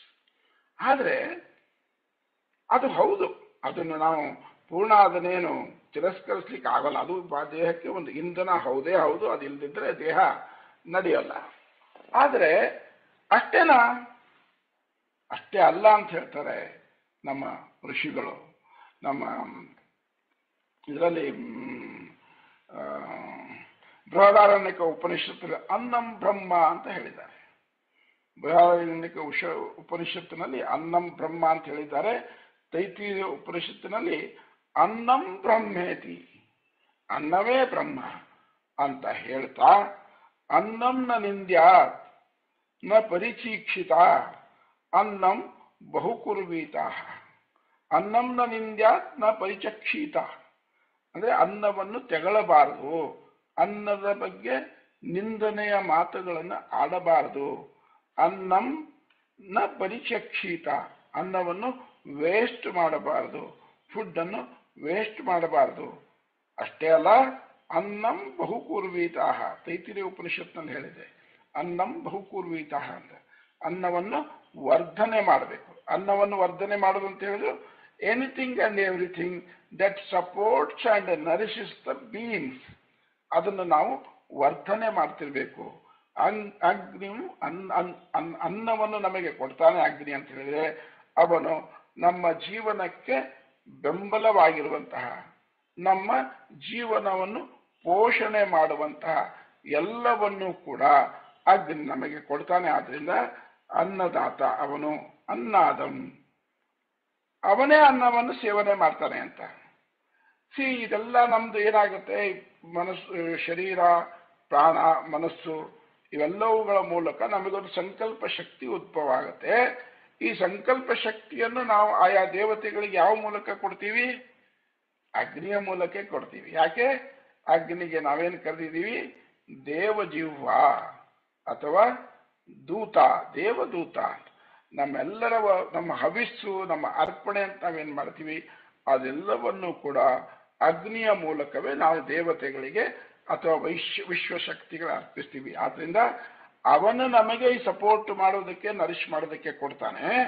ಈ ಸಪೋರ್ಟ್ ಮಾಡುವಂಥದ್ದು, ಈ ನರಿಶ್ ಮಾಡುವಂಥದ್ದು ಬಳಸಿಕೊಂಡು ನಮ್ಮ ಜೀವನವನ್ನು ಇನ್ನಷ್ಟು ಉನ್ನತಗೊಳಿಸಿಕೊಳ್ಳುವುದಕ್ಕೋಸ್ಕರ ನಾವು ಅಗ್ನಿಗೆ ಆಹಾರವನ್ನು ತಿನ್ನುವಂತೆ ಮಾಡ್ತೀವಿ. ನಮಗೆ ತಿನ್ನೋದಕ್ಕೆ ಅಗ್ನಿ ಕೊಡ್ತಾನೆ ಅಂದ್ರೆ ಸಂಕಲ್ಪ ಶಕ್ತಿ ಅಗ್ನಿ ಕೊಡ್ತಾನೆ. ಈ ಸಂಕಲ್ಪ ಶಕ್ತಿಯ ಮೂಲಕ ನಾವು ಉನ್ನತ ವಿಚಾರಗಳನ್ನು, ಉನ್ನತ ಆಚಾರಗಳನ್ನು ಬೆಳೆಸಿಕೊಂಡು ಈ ಉನ್ನತ ವಿಚಾರ ಮತ್ತು ಉನ್ನತ ಆಚಾರವನ್ನುವಂತಹ ಹವಿಸ್ಸನ್ನು ನಾವು ದೇವತೆಗಳಿಗೆ ಕೊಟ್ಟು, ಆ ದೇವತೆಗಳು ಅದರಲ್ಲಿರುವ ಅಲ್ಲಲ್ಲಿ ಇರಬಹುದಾದಂತಹ ಈ ಇಗ್ನೋರೆನ್ಸ್ ಅಂತ ಹೇಳಿದ್ರೆ, ಅಂದ್ರೆ ದಿತಿ ಅಂತ ಹೇಳಿದ್ರೆ, ಅಂದ್ರೆ ವಿವಿಧತಾ ಜ್ಞಾನ ಇದೆ, ಅದನ್ನೆಲ್ಲ ತೆಗೆದು ಹಾಕಿ ನಮಗೆ ಏಕತಾ ಜ್ಞಾನವನ್ನು ಕೊಡ್ಲಿ ಅನ್ನೋ ಕಾರಣಕ್ಕೆ ಇಲ್ಲಿ ಅಗ್ನಿ ಅನ್ನಾದಂ ಅನ್ನಾಧ್ಯಾಯ ಅದದೆ. ಅವನೇ ಅನ್ನದಾತ, ಅವನೇ ಅನ್ನ ಸೇವನೆ ಮಾಡುವಂಥವನು. ಇಲ್ಲಿ ಋಷಿಯ, ನಾವು ಇವತ್ತಿನ ದಿವಸ ಈ ಪರ್ಸನಾಲಿಟಿ ಡೆವಲಪ್ಮೆಂಟ್ನಲ್ಲಿ ಅಥವಾ ಸೈಕಾಲಜಿಕಲಿ ಅಫರ್ಮೇಷನ್ಸ್ ಅಂತ ಹೇಳ್ತಾರೆ, ಅಫರ್ಮೇಟಿವ್ ವರ್ಡ್ಸ್ ಅಂತ ಹೇಳ್ತಾರೆ. ನನಗೆ ನಾನೇ ಹೇಳಿಕೊಂಡು ನನಗೆ ನಾನೇ ಸ್ಫೂರ್ತಿ ತುಂಬುವುದಂತ. ಸೊ ದಿಸ್ ಪಾದ or this line of this mantra can be considered as the affirmative sentence. ಏನಂದ್ರೆ ಅನ್ನದಾತ ಅಗ್ನಿಯನ್ನು ಅನ್ನದ ಸೇವನೆಗೆ ಇಡುವೆ ಅಂತ ಋಷಿ ಹೇಳ್ತಾ ಇದ್ದಾನೆ. ಅಂದ್ರೆ ನಾವು ಅದನ್ನು ಹೇಳಬೇಕು. ಏನ್ ಹೇಳಬೇಕು? ಅನ್ನದಾತ ಅಗ್ನಿಯನ್ನು ಅನ್ನದ ಸೇವನೆಗೆ ಇಡ್ತಾ ಇದ್ದೀನಿ ಅಂತ ಹೇಳಿದ್ರೆ, ನಾನು ಸಂಕಲ್ಪವನ್ನು ನನಗೆ ಕೊಟ್ಟಂತಹ ಅಗ್ನಿಯನ್ನು, ಆ ಸಂಕಲ್ಪವನ್ನು ಪವಿತ್ರಗೊಳಿಸಿ ಪುನಃ ಅವನಿಗೆ ಹವಿಸ್ಸಾಗಿ ನಾನು ಕೊಡ್ತಾ ಇದ್ದೀನಿ. ಎವಲ್ಯೂಷನ್ ಅಂಡ್ ಇನ್ವಾಲ್ಯೂಷನ್ ಅಂತ ಹೇಳ್ತಾರೆ. ಇಲ್ಲಿ ಅಗ್ನಿ ಇವಾಲ್ವ್ ಮಾಡಿದ್ದಾನೆ ನಮಗೆ ಅನ್ನ ಕೊಡುವ ಮೂಲಕ, ನಾವು ಅವನಲ್ಲಿ ಮತ್ತೆ ಇನ್ವಾಲ್ಯೂಷನ್ ಆಗ್ತೀವಿ. Both are same. ಇಲ್ಲಿಂದ ಹೋಗ್ತಿದೆ, ಅಲ್ಲಿಂದ ಮುಳುಗ್ತೀವಿ. ಇಲ್ಲಿಂದ ನಾವು ಆ ಸೋರ್ಸ್ ಒಂದೇ. ಎವಲ್ಯೂಷನ್ ಮತ್ತು ಇನ್ವಾಲ್ಯೂಷನ್ ಅಲ್ಲಿ ಸೋರ್ಸ್ ಒಂದೇ. ಎವಲ್ಯೂಷನ್ ನಲ್ಲಿ ಊರ್ಧ್ವಮುಖಿ ಆಗೋಗುತ್ತೆ, ಇನ್ವಾಲ್ಯೂಷನ್ ನಲ್ಲಿ ಕೆಳಗಡೆಗೆ ಬರ್ತಾವೆ. ಎಲ್ಲ ಸಂಗಮ ಆಗೋದು ಅದೇ ಶಕ್ತಿಯಲ್ಲಿ, ಅದೇ ಎನರ್ಜಿಯಲ್ಲಿ, ಅದೇ ಬ್ರಹ್ಮದಲ್ಲಿ. ಹಾಗಾಗಿ ಈ ಮಂತ್ರದಲ್ಲಿ ಇದೊಂದು ವಿಶೇಷ. ಅನ್ನದಾತ ಅಗ್ನಿಯನ್ನು ಅನ್ನದ ಸೇವನೆಗೆ ಇಡುವೆ. ಅಗ್ನಿಂ ಅನ್ನಾದಂ ಅನ್ನಾಧ್ಯಾಯ ಆಧತೆ. ಒಂದು ತನ್ನ ಹಿಂದೆ ಎಲ್ಲೋ ಹೋದಾಗ ಒಂದು ಯಾವುದೋ ಆಶ್ರಮದಲ್ಲಿಯೋ ಮಠದಲ್ಲಿಯೋ ಅಲ್ಲಿ ಭೋಜನ ಮಂತ್ರ ಅಂತ ಹೇಳ್ತಾರೆ, ಊಟಕ್ಕೆ ಕೂತ. ಅಲ್ಲಿ ಏನ್ ಹೇಳ್ತಾ ಇದ್ರು? ಹರಿದಾತ ಹರಿರ್ಭೋಕ್ತ ಭುಂಕ್ತೆ ಭೋಜ್ಯತೆ ಹರಿ ಅಂತ. ಸೇಮ್ ಇದೇ ಮಂತ್ರತೆ ಒಂದು ರೀತಿ. ಹರಿದಾತ ಕೊಡುವವನು ಹರಿ, ಹರಿರ್ಭೋಕ್ತ ಅದನ್ನು ಸ್ವೀಕರಿಸುವವನು ತಿನ್ನುವವನು ಹರಿನೇ ಅಂತ. ಅಂದ್ರೆ ನನ್ನ ದೇಹದಲ್ಲಿ ದೇವರು ಅಂತ ಹೇಳಿದ್ದಾನೆ, ಅವನೇ ನನಗೆ ಜೀವನವನ್ನು ಸಪೋರ್ಟ್ ಮಾಡ್ತಾ ಇದ್ದಾನೆ, ಜೀವನವನ್ನು ನರಿಶ್ ಮಾಡ್ತಿದ್ದಾನೆ. ಐ ನರಿಶ್ ಮಾಡಿದಂತಹ, ಸಪೋರ್ಟ್ ಮಾಡಿದಂತಹ ನನ್ನ ಶರೀರವನ್ನು, ನನ್ನ ಪ್ರಾಣವನ್ನು, ನನ್ನ ಮನಸ್ಸನ್ನು ಅದು ಎಷ್ಟೆಷ್ಟು ಚೆನ್ನಾಗಾಗುತ್ತೆ ಅಷ್ಟು ಈ goes on enjoying it. So let my body, my prana and my mind or manas be eligible or able for the enjoyment of the God's. Finally ನಾವು ಯಾಕೆ ಚೆನ್ನಾಗಿರ್ಬೇಕಂತ ಹೇಳಿದ್ರೆ, ನಾವು ಚೆನ್ನಾಗಿದ್ರೆ ದೇವತೆಗಳು ನಮ್ಮಲ್ಲಿ ಆನಂದ ಪಡ್ತಾರೆ. ಆ ದೇವತೆಗಳನ್ನು ಆನಂದ ಪಡಿಸುವಂಥದ್ದೇ, ಅವರನ್ನು ಸಂತೃಪ್ತಿ ಪಡಿಸುವಂಥದ್ದೇ ಭುಂಕ್ತೆ ಭೋಜ್ಯತೆ ಹರಿ, ಹರಿದಾತ ಹರಿರ್ಭೋಕ್ತ ಭುಂಕ್ತೆ ಭೋಜ್ಯತೆ ಹರಿ. ನಾವು ಯಾವಾಗಲೂ ಇದನ್ನು ಮನಸ್ಸಲ್ಲಿ ಇಟ್ಕೋಬೇಕು, ಎಲ್ಲವೂ ಆ ದೇವರೇ ಅಂತ ಅಂದಾಗ ನಮ್ಮ ಸಂಕುಚಿತವಾದಂತಹ ಈ ಇಗೋ ಅಂತ ಏನು ಹೇಳ್ತೀವಿ, ಇದು ಒಂದು ಕಡೆ ಹೋಗಿ ನಮಗೆ ಬಾಧಿಸುತ್ತಿರುವಂತಹ, ನಮಗೆ ಕಾಡ್ತಿರುವಂತಹ, ನಮಗೆ ನಮ್ಮ ಪ್ರಯಾಣಕ್ಕೆ ಅಡ್ಡಿಪಡಿಸ್ತಿರುವಂತಹ ಎಲ್ಲ ರೀತಿಯ ಆತಂಕಗಳನ್ನು ಹೋಗಲಾಡಿಸ್ತೇವೆ. ಶಿವ ಅಥವಾ ಹರಿ, ದೇವಿ ಹೀಗೆ ಪ್ರಾರ್ಥನೆ ಮಾಡಿ ನಾವು ಕ್ಷಣ ಕ್ಷಣವೂ ನಮ್ಮ ಜೀವನದಲ್ಲಿ ಈ ಯಜ್ಞ ಕಾರ್ಯ, ಸೊ ಈ ಸಂಧ್ಯಾಕಾಲದಲ್ಲಿ ಸಾಂಕೇತಿಕವಾಗಿ ಯಜ್ಞ ಮಾಡ್ತೀವಿ. ಆದರೆ ಅದರ ಮಧ್ಯದ ಸಮಯ, ಎಲ್ಲ ಸಮಯದಲ್ಲಿಯೂ ಕೂಡ ನಮಗೆ ಆ ಯಜ್ಞ ಭಾವನೆ ಇರಬೇಕು. ಈ ಶರೀರ ಪ್ರಾಣ ಮನಸ್ಸಿನ ಕಾರಣದಿಂದ ಅನೇಕ ಡಿಸ್ಟ್ರಾಕ್ಷನ್ಗೆ ಒಳಗಾಗಿ ನಾವು ತಿಳಿದು ಮತ್ತು ತಿಳಿಯದೆ ಅನೇಕ ತಪ್ಪುಗಳನ್ನು ಮಾಡ್ತಾ ಇರ್ತೀವಿ. ಈ ಎಲ್ಲ ತಪ್ಪುಗಳನ್ನು ನಾನು ಮತ್ತೆ ಮಾಡದಿರಲಿ, ಯಾಕಂದ್ರೆ ಹರಿಯೇ ನನ್ನಲ್ಲಿರುವಂಥವನು, ಅಗ್ನಿಯೇ ನನ್ನಲ್ಲಿರುವಂಥವನು ಪ್ರಾರ್ಥನೆ ಮಾಡಿಕೊಂಡು ಇಡೀ ಜೀವನವನ್ನೇ, ಜೀವನದ ಪ್ರತಿಯೊಂದು ಉಸಿರು, ಪ್ರತಿಯೊಂದು ಕ್ಷಣವನ್ನು ಕೂಡ ನಾವು ಈ ದೈವತ್ವದ ಕಡೆಗೆ ಅಥವಾ ಯಜ್ಞ ಭಾವನೆಯಿಂದ ನಡೆಸಿದರೆ ಈ ಅದಿತಿ ದೇವಿ ಆಗಲಿ, ಅಗ್ನಿ ಆಗಲಿ, ಇವರೆಲ್ಲರೂ ಕೂಡ ಸದಾ ನಮ್ಮ ಸಪೋರ್ಟಿಗೆ ನಿಲ್ತಾರೆ. ಅವರ ಅನುಗ್ರಹ ನಮಗೆ ಸದಾ ಸಿಗ್ತಾ ಇರ್ತದೆ. ಇಷ್ಟು ಹೇಳಿ ಇವತ್ತಿನ ನನ್ನ ಮಾತುಗಳನ್ನು ಮುಗಿಸ್ತಾ ಇದ್ದೀನಿ. ಡಾಕ್ಟರ್ ಎಚ್ ಎಸ್ ಪ್ರೇಮ ಅವರು ಕಳೆದ ವಾರ ತಮ್ಮ ಹಿಮಾದ್ರಿಯ ಮಡಿಲಲ್ಲಿ ಪ್ರಸ್ತುತಿ ಮಾಡ್ತಾ ಇದ್ರು. ಅದನ್ನು ಮುಂದುವರಿಸ್ಬೋದಾ ಡಾಕ್ಟ್ರೆ? ಖಂಡಿತವಾಗ್ಲು ಒಂದು 10 ನಿಮಿಷ ಅದ್ರ ಬಗ್ಗೆ ಹೇಳ್ಬಿಡಿ ದಯವಿಟ್ಟು, ನಮಗೆಲ್ಲ ಕೇಳೋದಕ್ಕೆ ಕಾತರರಾಗಿದ್ದೀವಿ. ಎಲ್ಲರಿಗೂ ನಮಸ್ಕಾರ. ಇಂತಹ ಒಂದು ಅವಕಾಶ ನನಗೆ ಸಿಕ್ಕಿರೋದು, ನಾನು ನಿಜವಾಗ್ಲೂ ಹೇಳ್ತೀನಿ, ಇಂಥ ಸ್ಕಾಲರ್ಲಿ ಜನಗಳ ನಡುವೆ ನಾನು ನನ್ನ ಪುಸ್ತಕ ಓದ್ತಿದ್ದೀನಿ ಅಂತ ಅಂದಾಗ ನನಗೆ ಒಂದು ಧನ್ಯತೆಯ ಭಾವ ಬರ್ತಾ ಇದೆ. ಕಳೆದ ಬಾರಿ ನನ್ನ ಹಿಮಾದ್ರಿಯ ಮಡಿಲಲ್ಲಿ ಮಿಡಿವ ಮನಸ್ಸ ಪುಸ್ತಕದ ಒಂದು ಅಧ್ಯಾಯದ ಒಂದೆರಡು ತುಣುಕುಗಳನ್ನು ಓದಿದ್ದೆ. ಈಗ ಅದನ್ನೇ ಮುಂದುವರಿಸ್ಕೊಂಡು ಹೋಗ್ತೀನಿ. ಹಿಮಾಲಯ ಅಂತಂದ್ರೆ ಎಲ್ರಿಗೂ ಗೊತ್ತಿರೋಂಥ ವಿಷಯನೇ. ನಮ್ಮ ಎಲ್ಲ ಸಾಹಿತ್ಯಗಳಲ್ಲೂ ಕಾಳಿದಾಸನ ಕಾಲದಿಂದನೂ ಅದಕ್ಕೂ ಹಿಂದಿಂದನೂ ಹಿಮಾಲಯದ ವಿಷಯ ಇದೆ. ಉತ್ತರಂ ಯತ್ ಸಮುದ್ರಸ್ಯ ಹಿಮಾದ್ರೈಶ್ಚೈವ ದಕ್ಷಿಣಂ ವರ್ಷಂ ತದ ಭಾರತಂ ನಾಮ ಭಾರತೀಯತ್ರಂ ಸಂತತಿ. ನಾವೆಲ್ಲರೂ ಭಾರತೀಯರು, ಈ ಹಿಮಾಲಯದ ನಡುವೆ ಇರುವವರು. ಇಂಥ ಒಂದು ಹಿಮಾಲಯದಲ್ಲಿ ಸುತ್ತುವ ಒಂದು ಪುಣ್ಯ ನನಗೆ ಆ ಶಿವನೇ ಕೊಟ್ಟಿದ್ದಾನೆ. ಕಳೆದ ಬಾರಿ ನಾನು ಒಂದು ವಿಶಿಷ್ಟವಾದಂತಹ ಒಂದು ಮೈ ನವಿರೇಳುವಂತಹ ಒಂದು ಅನುಭವವನ್ನು ಹೇಳ್ಕೊಂಡಿದ್ದೆ. ಈ ಸತಿ ಏನ್ ಹೇಳ್ತಾ ಇದ್ದೀನಿ ಅಂದ್ರೆ, ಒಂದು ಅದಕ್ಕಿಂತ ಮಧುರವಾದ ಭಾವವನ್ನು ಕೊಡುವಂತಹದ್ದು ಈ ಸತಿ ಬರ್ತಾ ಇದೆ. ಮುಂದುವರ್ಸ್ಕೊಂಡು ಹೋಗ್ತೀನಿ. ಮಧ್ಯ ಒಂದಷ್ಟು ಬಿಟ್ಟಿರ್ತೀನಿ ನಾನು. ಈಗ ನಾನು ಮುಂದುವರ್ಸ್ಕೊಂಡು ಹೋಗ್ತೀನಿ. ನಾನು ಹೇಳಿದ್ದೆ ನಿಮ್ಗೆ ಕಳಸತಿ ಸನ್ಯಾಸಿಗಳು ಹೇಗೆ ತಮ್ಮ ಮುಕ್ತಿಯನ್ನ ಕಾಣ್ತಾರೆ ಅಂತ. ಆ ನಂತರ ನಾನು ಆಮೇಲಿಂದ ಬಂದು ಬಿಡ್ತೀನಿ ನಾನು ಬೆಂಗಳೂರಿಗೆ. ಇನ್ನೊಮ್ಮೆ ಸತಿ ಹೋಗ್ತೀನಿ ಅಲ್ಲಿ ಲಲಿತಾ ಮಾತಾಜಿ ಮತ್ತೆ ಅವ್ರ ಜೊತೆ ಗುಹೆನಲ್ಲಿ ಇರ್ಲಿಕ್ಕೆ ಹೋಗ್ತೀನಿ ನಾನು.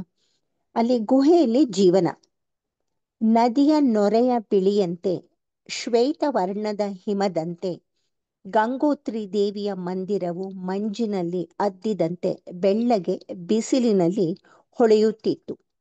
ಅಲ್ಲಿನ ಅರ್ಚಕರು ಮಾತಾಜಿಯನ್ನು ಕಂಡು ಉಭಯ ಕುಶಲೋಪರಿ ವಿಚಾರಿಸಿ ನಮ್ಮನ್ನು ಗುಡಿಯ ಒಳಗೆ ಬಿಟ್ಟರು. ಗಂಗಾ ಮಾತೆಯ ವಿಶ್ವರೂಪ ದರ್ಶನವನ್ನು ಕಂಡು ಅವಳಿಗೆ ನಮಿಸಿ ಹಾಗೆ ಮೇಲಕ್ಕೆ ನಡೆಯುತ್ತಾ ಗಂಗೋತ್ರಿ ರಾಷ್ಟ್ರೀಯ ಕಾಯ್ದಿರಿಸಿದ ಕಾನಿಗೆ ಬಂದೆವು. ಇಲ್ಲಿಂದ ಮುಂದೆ ಹೋಗಲು ಅರಣ್ಯ ಇಲಾಖೆಯವರಿಗೆ ಮೊದಲೇ ಅರ್ಜಿ ಸಲ್ಲಿಸಿ ನಮ್ಮ ವಿವರಗಳನ್ನು ಕೊಟ್ಟಿರಬೇಕು. ಆದರೆ ಮಾತಾಜಿ ಜೊತೆಗಿದ್ದರಿಂದ ಯಾವ ವಿವರಗಳನ್ನು ಕೇಳಲಿಲ್ಲ. ಬದಲಾಗಿ ಅರಣ್ಯ ಅಧಿಕಾರಿ ಮಾತಾಜಿಗೆ ನಮಿಸಿ ಆಶೀರ್ವಾದಗಳನ್ನು ಪಡೆದರು. ಪಲ್ಹರಿ ಬಾಬಾ ಎಂದು ಕರೆಸಿಕೊಳ್ಳುವ ರಾಮಾಶ್ರಮದಲ್ಲಿ ಒಂದು ದಿನ ಗಂಗೋತ್ರಿಯ ಆಶ್ರಮದ ಗೌಜು ಗದ್ದಲಗಳಿಲ್ಲದ ಪ್ರವಾಸಿಗಳಿಂದ ದೂರವಾದ ಪ್ರಕೃತಿಯ ಗರ್ಭದಲ್ಲೇ ಹುದುಗಿ ಹೋದ ಅತಿ ಸುಂದರವಾದ ಆಶ್ರಮ ಪಲ್ಹಾರಿ ಬಾಬಾ ಆಶ್ರಮ.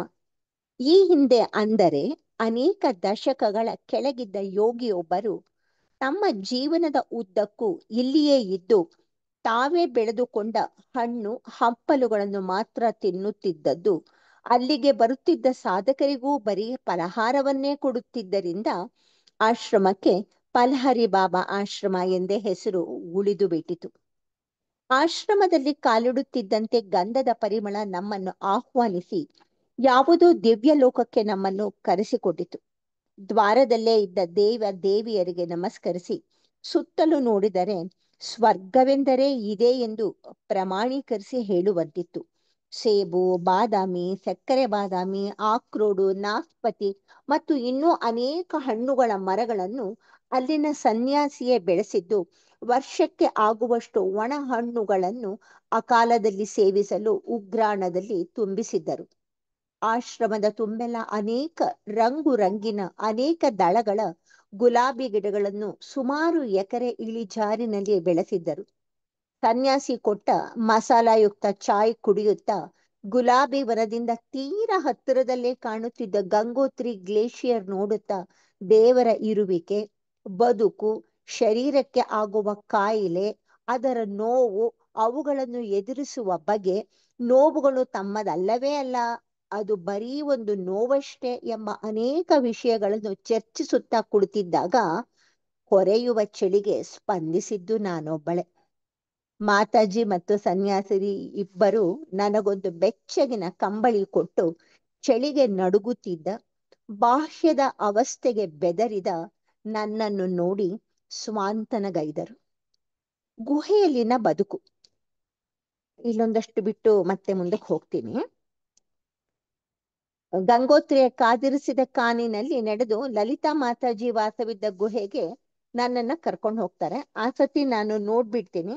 ಅದಾದ್ಮೇಲೆ ಮತ್ತೆ ವಾಪಸ್ ಬರ್ತೀನಿ. ಮತ್ತೆ ಇನ್ನೊಂದು ಸತಿ ನಾನು ಗಂಗೋತ್ರಿ ಗ್ಲೇಷಿಯರ್ಗೆ ಹೋಗುವಾಗ ಅಲ್ಲಿ ಲಲಿತಾ ಮಾತಾಜಿನ ನೋಡ್ತೀನಿ. ಗಂಗೋತ್ರಿ ಗ್ಲೇಷಿಯರ್ಗೆ ಹೋಗುವ ದಾರಿಯಲ್ಲೇ ತುಸು ಕೆಳಗೆ ಇಳಿದರೆ ಲಲಿತಾ ಮಾತಾಜಿ ವಾಸವಿರುವ ಗುಹೆ ಸಿಗುತ್ತದೆ. ಗ್ಲೇಷಿಯರ್ ಚಾರಣಕ್ಕೆ ಹೊರಟಿದ್ದ ನನಗೆ ಹೋಗುವ ದಾರಿಯಲ್ಲಿಯೇ ಮಾತಾಜಿ ಸಿಕ್ಕಿ ಹಿಂದಕ್ಕೆ ಬರುವಾಗ ಅವರಲ್ಲಿ ತಂಗಲು ಆಹ್ವಾನ ಕೊಟ್ಟಿದ್ದರು. ಚಾರಣದ ದಾರಿಯಲ್ಲಿ ಹಿಂಬರುವಾಗ ಅವರ ಗುಹೆಯ ಮೇಲಿನಿಂದ ಮಾತಾಜಿ ಗುಹೆಯಲ್ಲಿ ಇರುವರೇ ಇಲ್ಲವೇ ಎಂದು ಖಾತ್ರಿ ಮಾಡಿಕೊಳ್ಳಲು ನಾನು ಕನ್ನಡದಲ್ಲಿ ಗಟ್ಟಿಯಾಗಿ ಕೂಗಿಕೊಂಡೆ. ಬನ್ನಿ ಬನ್ನಿ ಎಂಬ ಕನ್ನಡ ನುಡಿ ಆಹ್ವಾನವನ್ನು ಕೊಟ್ಟಿತು. ಕೆಳಗಿಳಿದು ಹೋದರೆ ಮಾತಾಜಿ ನನಗಾಗಿ ಕಾಯುತ್ತಿದ್ದರು. ಗುಹೆಯ ಸ್ವರೂಪ. ದಟ್ಟವಾದ ಕಾದಿರಿಸಿದ ಕಾನಿನಲ್ಲಿ ಸಹಜವಾಗಿಯೇ ರೂಪುಗೊಂಡಿದ್ದ 2 ಗುಹೆಗಳು ಒಂದಕ್ಕೊಂದು ಅಂಟಿಕೊಂಡು ನಿಂತಿದ್ದವು. ಬದಿಯಲ್ಲಿ ತುಂಬಾ ಆಳದಲ್ಲಿ ಸುಮಾರು 1 ಕಿಲೋಮೀಟರ್ಗಳಷ್ಟು ಕೆಳಗೆ ಭಾಗೀರಥಿ ಹರಿಯುವುದು ಕಿವಿಗಳಿಗೆ ಅಪ್ಪಳಿಸುತ್ತಿತ್ತು. ಆದರೆ ದೃಶ್ಯಕ್ಕೆ ಬರದಂತೆ ದಟ್ಟವಾದ ಮರಗಳ, ಭೀಮಗಾತ್ರದ ಬಂಡೆಗಳ ಕೊರಕಲ್ಲಿನಲ್ಲಿ ಕಣ್ಣು ಮುಚ್ಚಾಲೆ ಆಡುತ್ತಿದ್ದಳು. ಗುಹೆಯ ಮುಂದಿದ್ದ ಒಂದು ಚಪ್ಪಡಿ ಕಲ್ಲಿನ ಮೇಲೆ ಅನೇಕ ಗಾತ್ರಗಳ, ಆಕಾರಗಳ ಕಲ್ಲುಗಳನ್ನು ಇಟ್ಟಿದ್ದು ಅದಕ್ಕೆ ಅರಿಶಿನ ಕುಂಕುಮ ಹೂ ಹಾಕಿ ಮಾತಾಜಿ ಪೂಜಿಸಿದ್ದರು. ಅಲ್ಲೇ ನೆಲದ ಮೇಲೆ ಒಂದು ಧರಿಯನ್ನು ಹಾಸಿ ಕುಳಿತುಕೊಳ್ಳುವಂತೆ ಹೇಳಿದರು. ಆ ನೆಲ ಒಂದು ಕಡೆ ನಿಧಾನವಾಗಿ ಜಾರುಬಂಡೆಯಂತೆ ಜಾರಿಕೊಂಡು ಕುಳಿತಿದ್ದವರು ಎಚ್ಚರ ತಪ್ಪಿದರೆ ಕೆಳಗಿನ ಭಗೀರಥಿಯಲ್ಲಿ ಲೀನವಾಗಿ ಹೋಗುವಂತಿತ್ತು. ಮಾತಾಜಿ ಪಕ್ಕದ ಗುಹೆಯೊಳಗೆ ಹೋಗಿ ಒಂದು ಬಟ್ಟಲು ಒಣಗೊಬ್ಬರಿ ಕೊಟ್ಟು ಮೌನಕ್ಕೆ ಜಾರಿದರು. ಹಾಗೆಯೇ ಕಲ್ಲಿನಂತೆ ಕುಳಿತಿದ್ದ ಅವರ ಜೊತೆ ನಾನೂ ಕುಳಿತಿದ್ದೆ.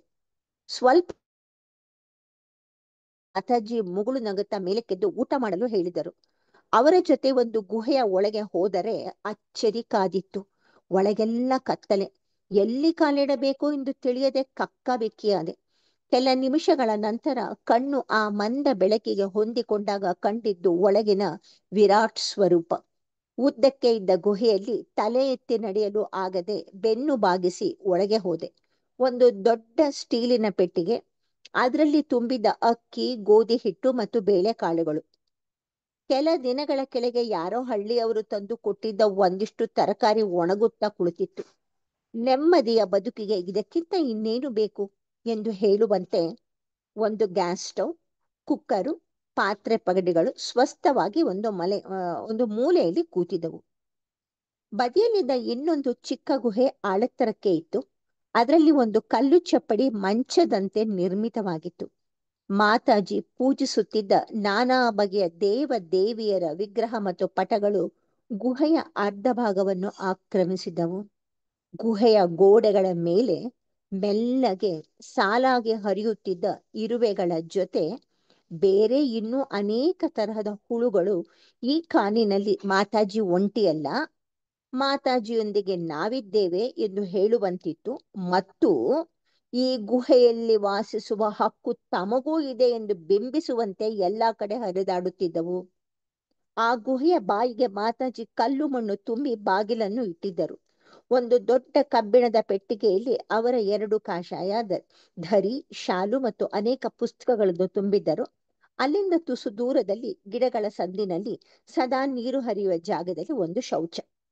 ಗಂಗೋತ್ರಿ ಕಾದಿರಿಸಿದ ಅರಣ್ಯ, ಕಣ್ಣು ಕೀಲಿದರೂ ಯಾರೊಬ್ಬರೂ ಕಾಣದಂತಹ ನಿರ್ಜನ ಜಾಗ, ಸೂರ್ಯನ ಪ್ರವೇಶಕ್ಕೂ ಅನುಮತಿ ಇಲ್ಲದ ಕಾಡು. ಏನಿದ್ದರೂ ಮೃಗಗಳಿಗೆ, ಪಶು ಪಕ್ಷಿಗಳಿಗೆ ಮಾತ್ರ ವಾಸ ಮಾಡಲು ಅನುಮತಿ ಇದೆ. ಪುಣ್ಯವಶಾತ್ ಅರಣ್ಯ ಇಲಾಖೆ ನಮ್ಮ ಸಾಧು ಸಂತರನ್ನು ಅರ್ಥ ಮಾಡಿಕೊಂಡಿರುವುದರಿಂದ ಗುಹೆಗಳಲ್ಲಿ ವಾಸ ಮಾಡುವ ಇವರನ್ನು ಒಕ್ಕಲೆಬ್ಬಿಸುವುದಿಲ್ಲ. ಭಾಗೀರಥಿಯ ಅಬ್ಬರದ ಹರಿಯುವಿಕೆಯ ವಿರುದ್ಧ ಜೋರಾಗಿ ಮಾತನಾಡುತ್ತಿದ್ದೆವು. ನಾನ್ ಮಾತಾಜಿನ ಪ್ರಶ್ನೆ ಕೇಳ್ತೀನಿ, ಮಾತಾಜಿ, ಇಂತಹ ಘನಘೋರವಾದ ಕಾಡಿನಲ್ಲಿ ಇರಲು ನಿಮ್ಗೆ ಭಯವಾಗುವುದಿಲ್ಲವೇ? ಕ್ರೂರ ಪ್ರಾಣಿಗಳು ನಿಮ್ಮನ್ನು ಮುತ್ತಿಗೆ ಹಾಕಿಲ್ಲವೇ? ಏನಾದರೂ ಅನಾರೋಗ್ಯ ಆದರೆ ಏನು ಮಾಡುವಿರಿ? ನನ್ನದು ಪ್ರಶ್ನೆಗಳ ಮೇಲೆ ಪ್ರಶ್ನೆ. ನಿಜವಾಗ್ಲೂ ಹೇಗಿತ್ತು ಆ ಜಾಗ ಅಂತ ಹೇಳಿದ್ರೆ ನಮ್ಗೆ ಕಲ್ಪನೆಗೆ ಬರೋಕೆ ಸಾಧ್ಯನೇ ಇಲ್ಲ. ಹಿಮಾಲಯದ ದಟ್ಟವಾದ ಕಾಡನ್ನ ನೋಡ್ದಾಗ್ಲೇನೆ. ಯಾಕೆಂದ್ರೆ ನಮ್ಮ ಮಲೆನಾಡಿನ ಕಾಡು ಅದರ ಮುಂದೆ ಏನೂ ಇಲ್ಲ ಅಂತ ಅನ್ಸುತ್ತೆ. ನನ್ನದು ಪ್ರಶ್ನೆಗಳ ಮೇಲೆ ಪ್ರಶ್ನೆ.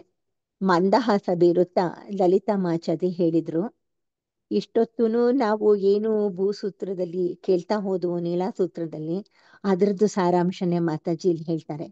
ಜಗತ್ತಿನ ಎಲ್ಲವೂ ಒಂದೇ ಆಗಿರುವಾಗ, ಎಲ್ಲವೂ ಅವನ ಅಂಶವೇ ಆಗಿರುವಾಗ ಹೆದರಿಕೆಯಾಗಲು ಹೇಗೆ ಸಾಧ್ಯ? ಹೌದಲ್ವಾ ಅಂತ ಅನ್ಸಿ ನನ್ನ ಮನಸ್ಸಿಗೂ ಒಂದಷ್ಟು ಧೈರ್ಯ ಬಂದಿತ್ತು. ಅಲ್ಲಿಂದ ತಿರ್ಗಾ ಇನ್ನೊಂದ್ಸತಿ ಹೋದಾಗ ಅಲ್ಲಿ ಒಂದು ತಲೆಗೆ ಹೊಳೆದಿದ್ದ ವಿಷಯ ಇದು. ಈ ಸತಿ ನನ್ನ ಜೊತೆ ನನ್ನ ಫ್ರೆಂಡ್ ಕೂಡ ಒಬ್ಳಿರ್ತಾಳೆ. ಹೀಗೆ ಗಂಗೋತ್ರಿ ಕಾಡಲ್ಲಿ ತಿರುಗ್ತಾ ಇರ್ತೀನಿ. ತಿರುಗ್ತಾ ಅಲ್ಲಿ ತುಂಬಾ ಕತ್ತಲೆ ಅಂದ್ರೆ ಕತ್ತಲೆ. ಹೇಗಿತ್ತು ಅಂತ ಹೇಳಿದ್ರೆ, ದಟ್ಟಡೆವಿಯ ದೇವದಾರು ವೃಕ್ಷಗಳ ರಂಬೆಗಳಿಂದ ತೂರಿ ಎಲೆಗಳ ನಟ್ಟ ನಡುವಿನಲ್ಲಿ ತನ್ನ ಕಿರಣಗಳನ್ನು ಜಾರಿಸುತ್ತಾ ನಮಗೆ ಮುಂದಿನ ದಾರಿ ತೋರುತ್ತಿದ್ದ. ಅಷ್ಟು ಕತ್ಲೆ ಇತ್ತು. ಏನೋ ಮಧ್ಯ ಸೂರ್ಯನ ಬೆಳಕು ಬರ್ತಿತ್ತು. ನಾನು ನನ್ನ ಫ್ರೆಂಡ್ ನಾವಿಬ್ರು ಕತ್ತಲೆಯಲ್ಲಿ ನಡೆಯುವ ಅಂಜಿಕೆಯನ್ನು ದೂರ ಮಾಡಿಕೊಳ್ಳಲು ಗಟ್ಟಿಯಾಗಿ ಮಾತನಾಡುತ್ತಾ ಹೋಗುತ್ತಿದ್ದರೆ, ಇದ್ದಕ್ಕಿದ್ದಂತೆ ನೀವು ಕರ್ನಾಟಕದವರ ಎಂಬ ಧ್ವನಿ ಕೇಳಿ ಹೃದಯದ ಬಡಿತ ಒಂದು ಕ್ಷಣ ನಿಂತಂತಾಯಿತು.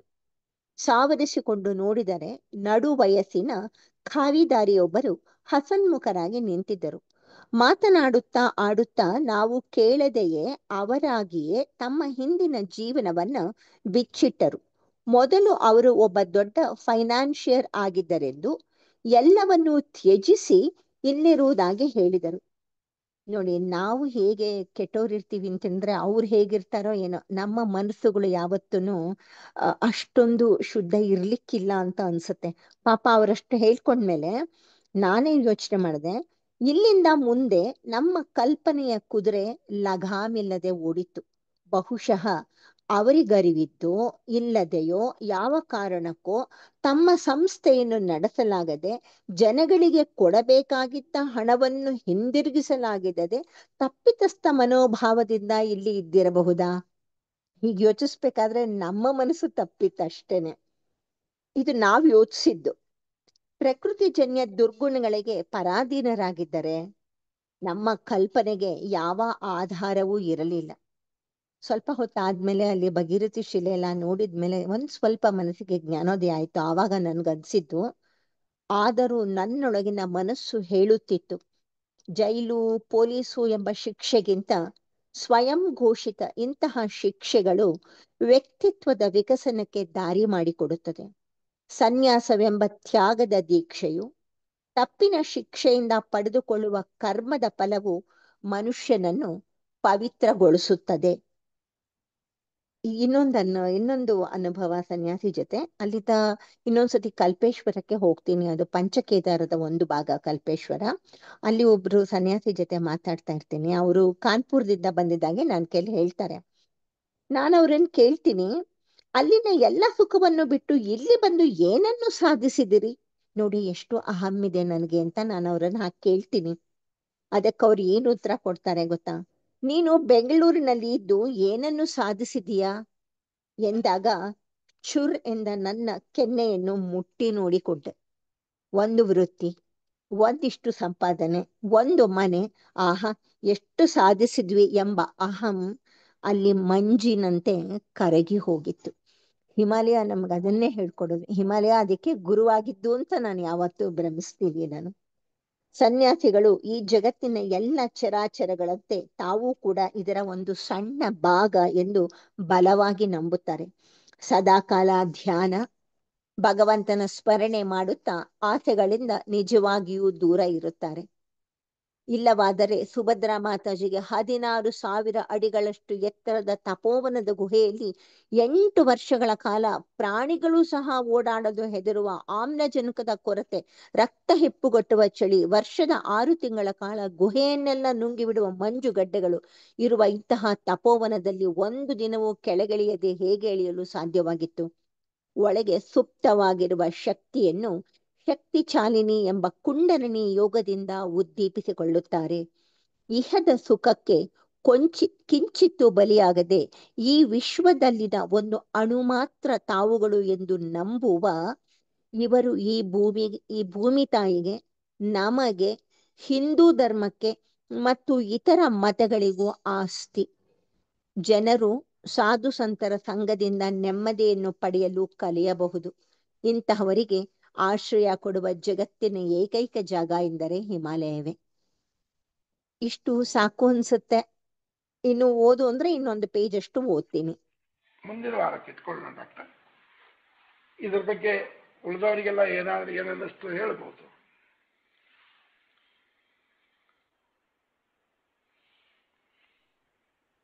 ಹಿಮಾಲಯ ನೋಡಿದಷ್ಟು ಖುಷಿ ಆಯ್ತು. ಇದನ್ನೇ ನಾವು ಅಪ್ಲೈಡ್ ವೇದ ಅಂತ ಹೇಳೋದು. ಅದೇ ಬಾ, ಈ ಅನುಭವಗಳು ಆಗ್ಬೇಕು ನಮಗೆ. ಪ್ರೇಮ ಅವರೇ ನಮಸ್ಕಾರ. ನಮಸ್ಕಾರ. ಆ ಸನ್ಯಾಸಿ ನೋಡಿ ಯಾಕೆ ನಿಮ್ಗೆ ಹಾಗೆ ಅನ್ನಿಸ್ತು? ಯಾವ ಸನ್ಯಾಸಿ ಹೇಳಿ? ಸನ್ಯಾಸಿ ಅದೇ ಫೈನಾನ್ಷಿಯರ್ ಅಲ್ವಾ? ಯಾಕೆ ಹಾಗನ್ನಿಸ್ತು ಅಂತಂದ್ರೆ ನಾನೇ ಹೇಳಿದ್ದಲ್ವಾ, ನಾವು ಸಂಕುಚಿತವಾಗಿರ್ತೀವಿ, ನಮ್ಮ ಬುದ್ಧಿ ವಿಶಾಲವಾಗಿರೋದಿಲ್ಲ. ನಾವು ಏನು ತಪ್ಪುಗಳನ್ನ ಮಾಡ್ತೀವೋ ಇನ್ನೊಬ್ಬರಲ್ಲೂ ನಾವು ಅದೇ ತಪ್ಪುಗಳನ್ನೇ ಹುಡುಕ್ತಿವಿ. ಅವ್ರು ತಪ್ಪು ಮಾಡಿರ್ತಾರೋ ಇಲ್ವೋ, ಯಾಕಂದ್ರೆ ನಾ ತಪ್ಪು ಮಾಡಿರ್ತೀವಲ್ವಾ, ಅವರು ಮಾಡಿರ್ತಾರೆ ಅಂತ ಅನ್ನೋ ಒಂದು ಜಡ್ಜ್ಮೆಂಟ್ ಅಲ್ಲಿ ಇದ್ರು ಬರ್ತೀವಿ. ಅವರು ಫೈನಾನ್ಷಿಯರ್ ಆಗಿ ನಾನು ಬೆಂಗಳೂರಲ್ಲಿ ಇದ್ದೆ, ನಾನು ಹಿಮಾಲಯಕ್ಕೆ ಹೋದೆ ಅಂತಂದಾಗ ನಾವ್ ಅಲ್ಲಲ್ಲಿ ನ್ಯೂಸ್ಗಳೆಲ್ಲ ಕೇಳಿರ್ತೀವಲ್ವಾ, ನಾವು ಫೈನಾನ್ಷಿಯರ್ ಆಗಿದ್ರು, ಎಲ್ಲ ಮುಚ್ಕೊಂಡು ಓಡೋಗ್ಬಿಟ್ರು, ಯಾರ ಕೈಗೂ ಸಿಗ್ಲಿಲ್ಲ ಅನ್ನೋದನ್ನ ಓದಿರ್ತೀವಲ್ವಾ, ಕನೆಕ್ಟ್ ಮಾಡ್ಬಿಡ್ತೀವಿ. ಹಾಗೆ ಕನೆಕ್ಟ್ ಮಾಡಿದಾಗ ನನ್ಗೆ ಉಳ್ದಿದ್ದು ಬಹುಶಃ ಅವರೆಲ್ಲೋ ಹಾಗೇನೋ ಮಾಡ್ಕೊಂಡು ಬರ್ಬಿಟ್ಟಿದಾರೇನೋ ಅಂತ. ಆಮೇಲೆ ನನ್ಗೆ ಅನ್ಸ್ತು, ಒಂದು ಪಕ್ಷ ಅವ್ರು ಬಂದಿದ್ದಾರೋ ಬಿಟ್ಟಿದ್ದಾರೋ ಅದು ಬೇರೆ ವಿಷಯ. ಆದ್ರೆ ಹಾಗೇನಾದ್ರೂ ಆಗಿದ್ರೆ ಇಂತಹ ಸ್ವಯಂ ಶಿಕ್ಷೆಗಳೇ ಹೆಚ್ಚು ಒಳ್ಳೇದಲ್ವಾ ಮನುಷ್ಯನ್ಗೆ. ಮನುಷ್ಯನ ಪೂರ್ಣತ್ವದ ಕಡೆಗೆ ಕರ್ಕೊಂಡು ಹೋಗುತ್ತೆ. ತನಗೆ ತಾನೇ ಶಿಕ್ಷೆಯನ್ನ ಸರಿಯಾದ ಮಾರ್ಗದಲ್ಲಿ ಕೊಟ್ಕೊಂಡಾಗ ಖಂಡಿತ ಒಳ್ಳೇದು ಅಂತ ನನಗನ್ಸಿದ್ದು. ಜೈಲು, ಪೊಲೀಸು ಅಲ್ಲಿ ಹೋಗಿ ಇನ್ನೊಂದಷ್ಟು ವ್ಯಕ್ತಿತ್ವವನ್ನ ಹಾಳು ಮಾಡ್ಕೊಳ್ಳೋಕ್ಕಿಂತ ಇದು ಒಳ್ಳೇದು ಅಂತ ನನಗೆ ಆವಾಗ ಅನ್ಸಿದ್ದು. ಅವ್ರು ಏನಾಗಿದ್ರೋ ಏನೋ, ನಾನ್ ಮತ್ತೆ ಏನು ಕೇಳಕ್ ಹೋಗೋದಿಲ್ಲ ಹಾಗೆಲ್ಲ. ನಾವು ಇಷ್ಟು ನನಗನ್ಸಿದ್ದಷ್ಟೆ. ಅಷ್ಟೊಂದು ಚಳಿಯಲ್ಲಿ ಆಗಾಗ ನೀವು ಹೋಗ್ಬೇಕು ಅಂತ ಹೇಗೆ ಅನ್ನಿಸ್ತು ಅಲ್ಲಿಗೆ ಹಿಮಾಲಯಕ್ಕೆ? ಕೇಳಿಸ್ಲಿಲ್ಲ. ಹಿಮಾಲಯದಲ್ಲಿ ಸಾಕಷ್ಟು ಚಳಿ ಇದೆ. ಸಾಕಷ್ಟು ಚಳಿ ಇದೆ ಅಲ್ವಾ? ಚಳಿ ಒಂದೇ ಅಲ್ಲ, ನಿಮ್ಗೆ ಹೇಳಿದ್ರೆ ಅದನ್ನೇ ಆಶ್ಚರ್ಯ ಆಗುತ್ತೆ. ವಿಪರೀತ. ಚಳಿ ಜೊತೆಗೆ ಬಿಸಿಲಿರುತ್ತೆ. ನೀವು ನಂಬ್ತೀರಾ ಬಿಸಿಲು ಇರುತ್ತೆ ಚಳಿ ಇರುತ್ತೆ ಅಂತ? ಹೈಯರ್ ಆಲ್ಟಿಟ್ಯೂಡಿಗೆ ಹೋಗ್ತಾ ಹೋಗ್ತಾ ಅಲ್ಟ್ರಾ ವೈಲೆಟ್ ರೇಸ್ ಚುಚ್ಚುತ್ತೆ ನಮ್ಮನ್ನ. ಹೆಂಗ್ ಚುಚ್ಚುತ್ತೆ ಅಂತಂದ್ರೆ ಅಷ್ಟು ಚುಚ್ಚುತ್ತೆ. ಮೊನ್ನೆ ಶನಿವಾರದ ದಿವಸ ಲೈವ್ ಪ್ರೋಗ್ರಾಮ್ ಇತ್ತಲ್ಲ ಸುವರ್ಣದಲ್ಲ, ಅದನ್ನೇ ಹೇಳಿದ್ದು. ರೇಡಿಯೇಷನ್ ಇರುತ್ತಾ, ಡೈಜೆಷನ್ ಸರಿ ಹೋಗುತ್ತಾ, ಯಾಕೆ ತಿನ್ಬಾರ್ದು ಅಂತೆಲ್ಲ ಹೇಳ್ತಿರಲ್ಲ. ಒಂದು ಸ್ವಲ್ಪ ನಮ್ಮ ಹಿಂದಿನವ್ರಿಗೆ ಜ್ಞಾನ ಇಲ್ಲ ಅಂತ ತಿಳ್ಕೊಳ್ಬೇಡಿ. ಎಷ್ಟು ವಿಜ್ಞಾನ ಗೊತ್ತಿತ್ತು ಅಂತಂದ್ರೆ 5,000 ವರ್ಷಗಳ ಕೆಳಗೆ ಕರಾರುವಾಕ್ಕಾಗಿ ಇಂಥ ದಿವಸ ಇಂಥ ಗಳಿಗೆನಲ್ಲಿ ಗ್ರಹಣ ನಡೆಯುತ್ತೆ ಅಂತ ಹೇಳೋವಷ್ಟು ಬುದ್ಧಿ ಇದ್ದವ್ರಿಗೆ ತಿಂದಿರೋ ಆಹಾರ ಡೈಜೆಸ್ಟ್ ಆಗೋದಿಲ್ಲ ಅಂತ ಅನ್ನೋಷ್ಟು ಹೇಳಕ್ಕೆ ಗೊತ್ತಿರ್ಲಿಲ್ವಾ? ಗೊತ್ತಿತ್ತು. ಅದಕ್ಕೆ ಉದಾಹರಣೆ ನಾನು ಕೊಡ್ತಿದ್ದೀನಿ. ಹೈಯರ್ ಆಲ್ಟಿಟ್ಯೂಡಿಗೆ ಹೋಗ್ತಾ ಅಲ್ಟ್ರಾ ವೈಲೆಟ್ ರೇಸ್ ತುಂಬಾ ಜೋರಾಗಿರುತ್ತೆ. ಚಳಿ ಜೊತೆಗೆ ಒಂಥರ ಚುಚ್ಚುತ್ತಿರುತ್ತೆ. ಆ ಚುಚ್ಚುತ್ತಿರೋ ಅಲ್ಟ್ರಾ ವೈಲೆಟ್ ರೇಸ್ ಅಲ್ಲಿ ನಡೀತಾ ನಮ್ಗೆ ಹೊಟ್ಟೆನೆ ಹಸುವಾಗೋದಿಲ್ಲ, ಹೊಟ್ಟೆಲಿ ಗುಡುಗುಡು ಅಂತಿರುತ್ತೆ, ಹೊಟ್ಟೆ ತುಂಬದಂಗಿರುತ್ತೆ, ಒಂಥರ ಇಂಡೈಜೆಷನ್ ಇರುತ್ತೆ. ಇವುಗಳೆಲ್ಲನೂ ನಾವು ರೇಡಿಯೇಷನ್ಗೆ ಎಕ್ಸ್ಪೋಸ್ ಆದಾಗ ನಮ್ಗೆ ಆಗ್ತಾ ಹೋಗುತ್ತೆ. ಈ ಚಳಿ ಒಂದೇ ತಡಿಬೋದು ಬೆಚ್ಚಗಿರೋ ಬಟ್ಟೆ ಹಾಕೊಂಡ್ರೆ, ಬಟ್ ಅಲ್ಟ್ರಾ ವೈಲೆಟ್ ಎಕ್ಸ್ಪೋಜರ್ಗೆ ಆಕ್ಸಿಜನ್ ಇಲ್ದೆ ನಡಿತೀವಲ್ಲ, 14,000 ಅಡಿ 12,000 ಅಡಿ ಎತ್ತರಕ್ಕೆ ಹೊಟ್ಟೋಗ್ಬಿಟ್ರೆ ತುಂಬಾ ಕಷ್ಟ ಅನ್ಸುತ್ತೆ.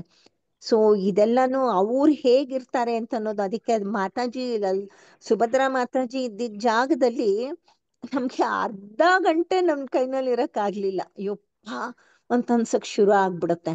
ಅವ್ರು 6 ವರ್ಷಗಳ ಕಾಲ ಗುಹೆನಲ್ಲೇ ಇದ್ರು. 6 ವರ್ಷಗಳ ಕಾಲ. ಇದು ಸಾಧಕರು ಅಂತ ಅದಕ್ಕೆ ಅವ್ರುಗಳನ್ನೆಲ್ಲ ಹೇಳೋದು. ನಾವೆಲ್ಲ ಅದಕ್ಕೆ ಆರ್ಡಿನರಿ ಮನುಷ್ಯರಾಗ್ತೀವಿ, ಅವರು ಸಾಧಕರಾಗ್ತಾರೆ.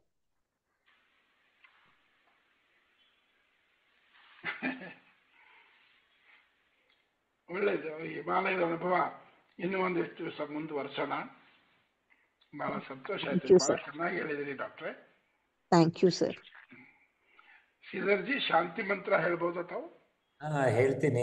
ಪ್ಲೀಸ್. ಏನಿವತ್ತು ಉಪನ್ಯಾಸ ಮಾಡಿದ್ರೆ ಅದಕ್ಕೆ ಕನ್ಕ್ಲೂಡ್ ಆಗುವಂತ ಮಂತ್ರನ ಹೇಳ್ತೀನಿ. Yes sir. ಬ್ರಹ್ಮಾರ್ಪಣಂ ಬ್ರಹ್ಮ ಹವಿಃ ಬ್ರಹ್ಮಾಗ್ನೌ ಬ್ರಹ್ಮಣಾಹುತಂ ಬ್ರಹ್ಮೈವ ತೇನ ಗಂತವ್ಯಂ ಬ್ರಹ್ಮ ಕರ್ಮ ಸಮಾಧಿನ. ವಾಂ ಸಹನಾವವತು ಸಹನೌ ಭುನಕ್ತು ಸಹ ವೀರ್ಯಂಕರವಾವಹೈ ತೇಜಸ್ವಿನಾವಧೀತಮಸ್ತು ಮಾ ವಿದ್ವಿಷಾವಹೈ. ಓಂ ಶಾಂತಿ ಶಾಂತಿ ಶಾಂತಿ. ಹರಿ ಓಂ.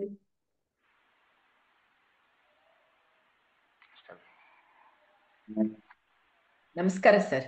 ನಮಸ್ಕಾರ. ನಮಸ್ತೆ ನಮಸ್ತೆ ಎಲ್ಲರಿಗೂ ಮತ್ತೊಮ್ಮೆ ನಮಸ್ಕಾರ.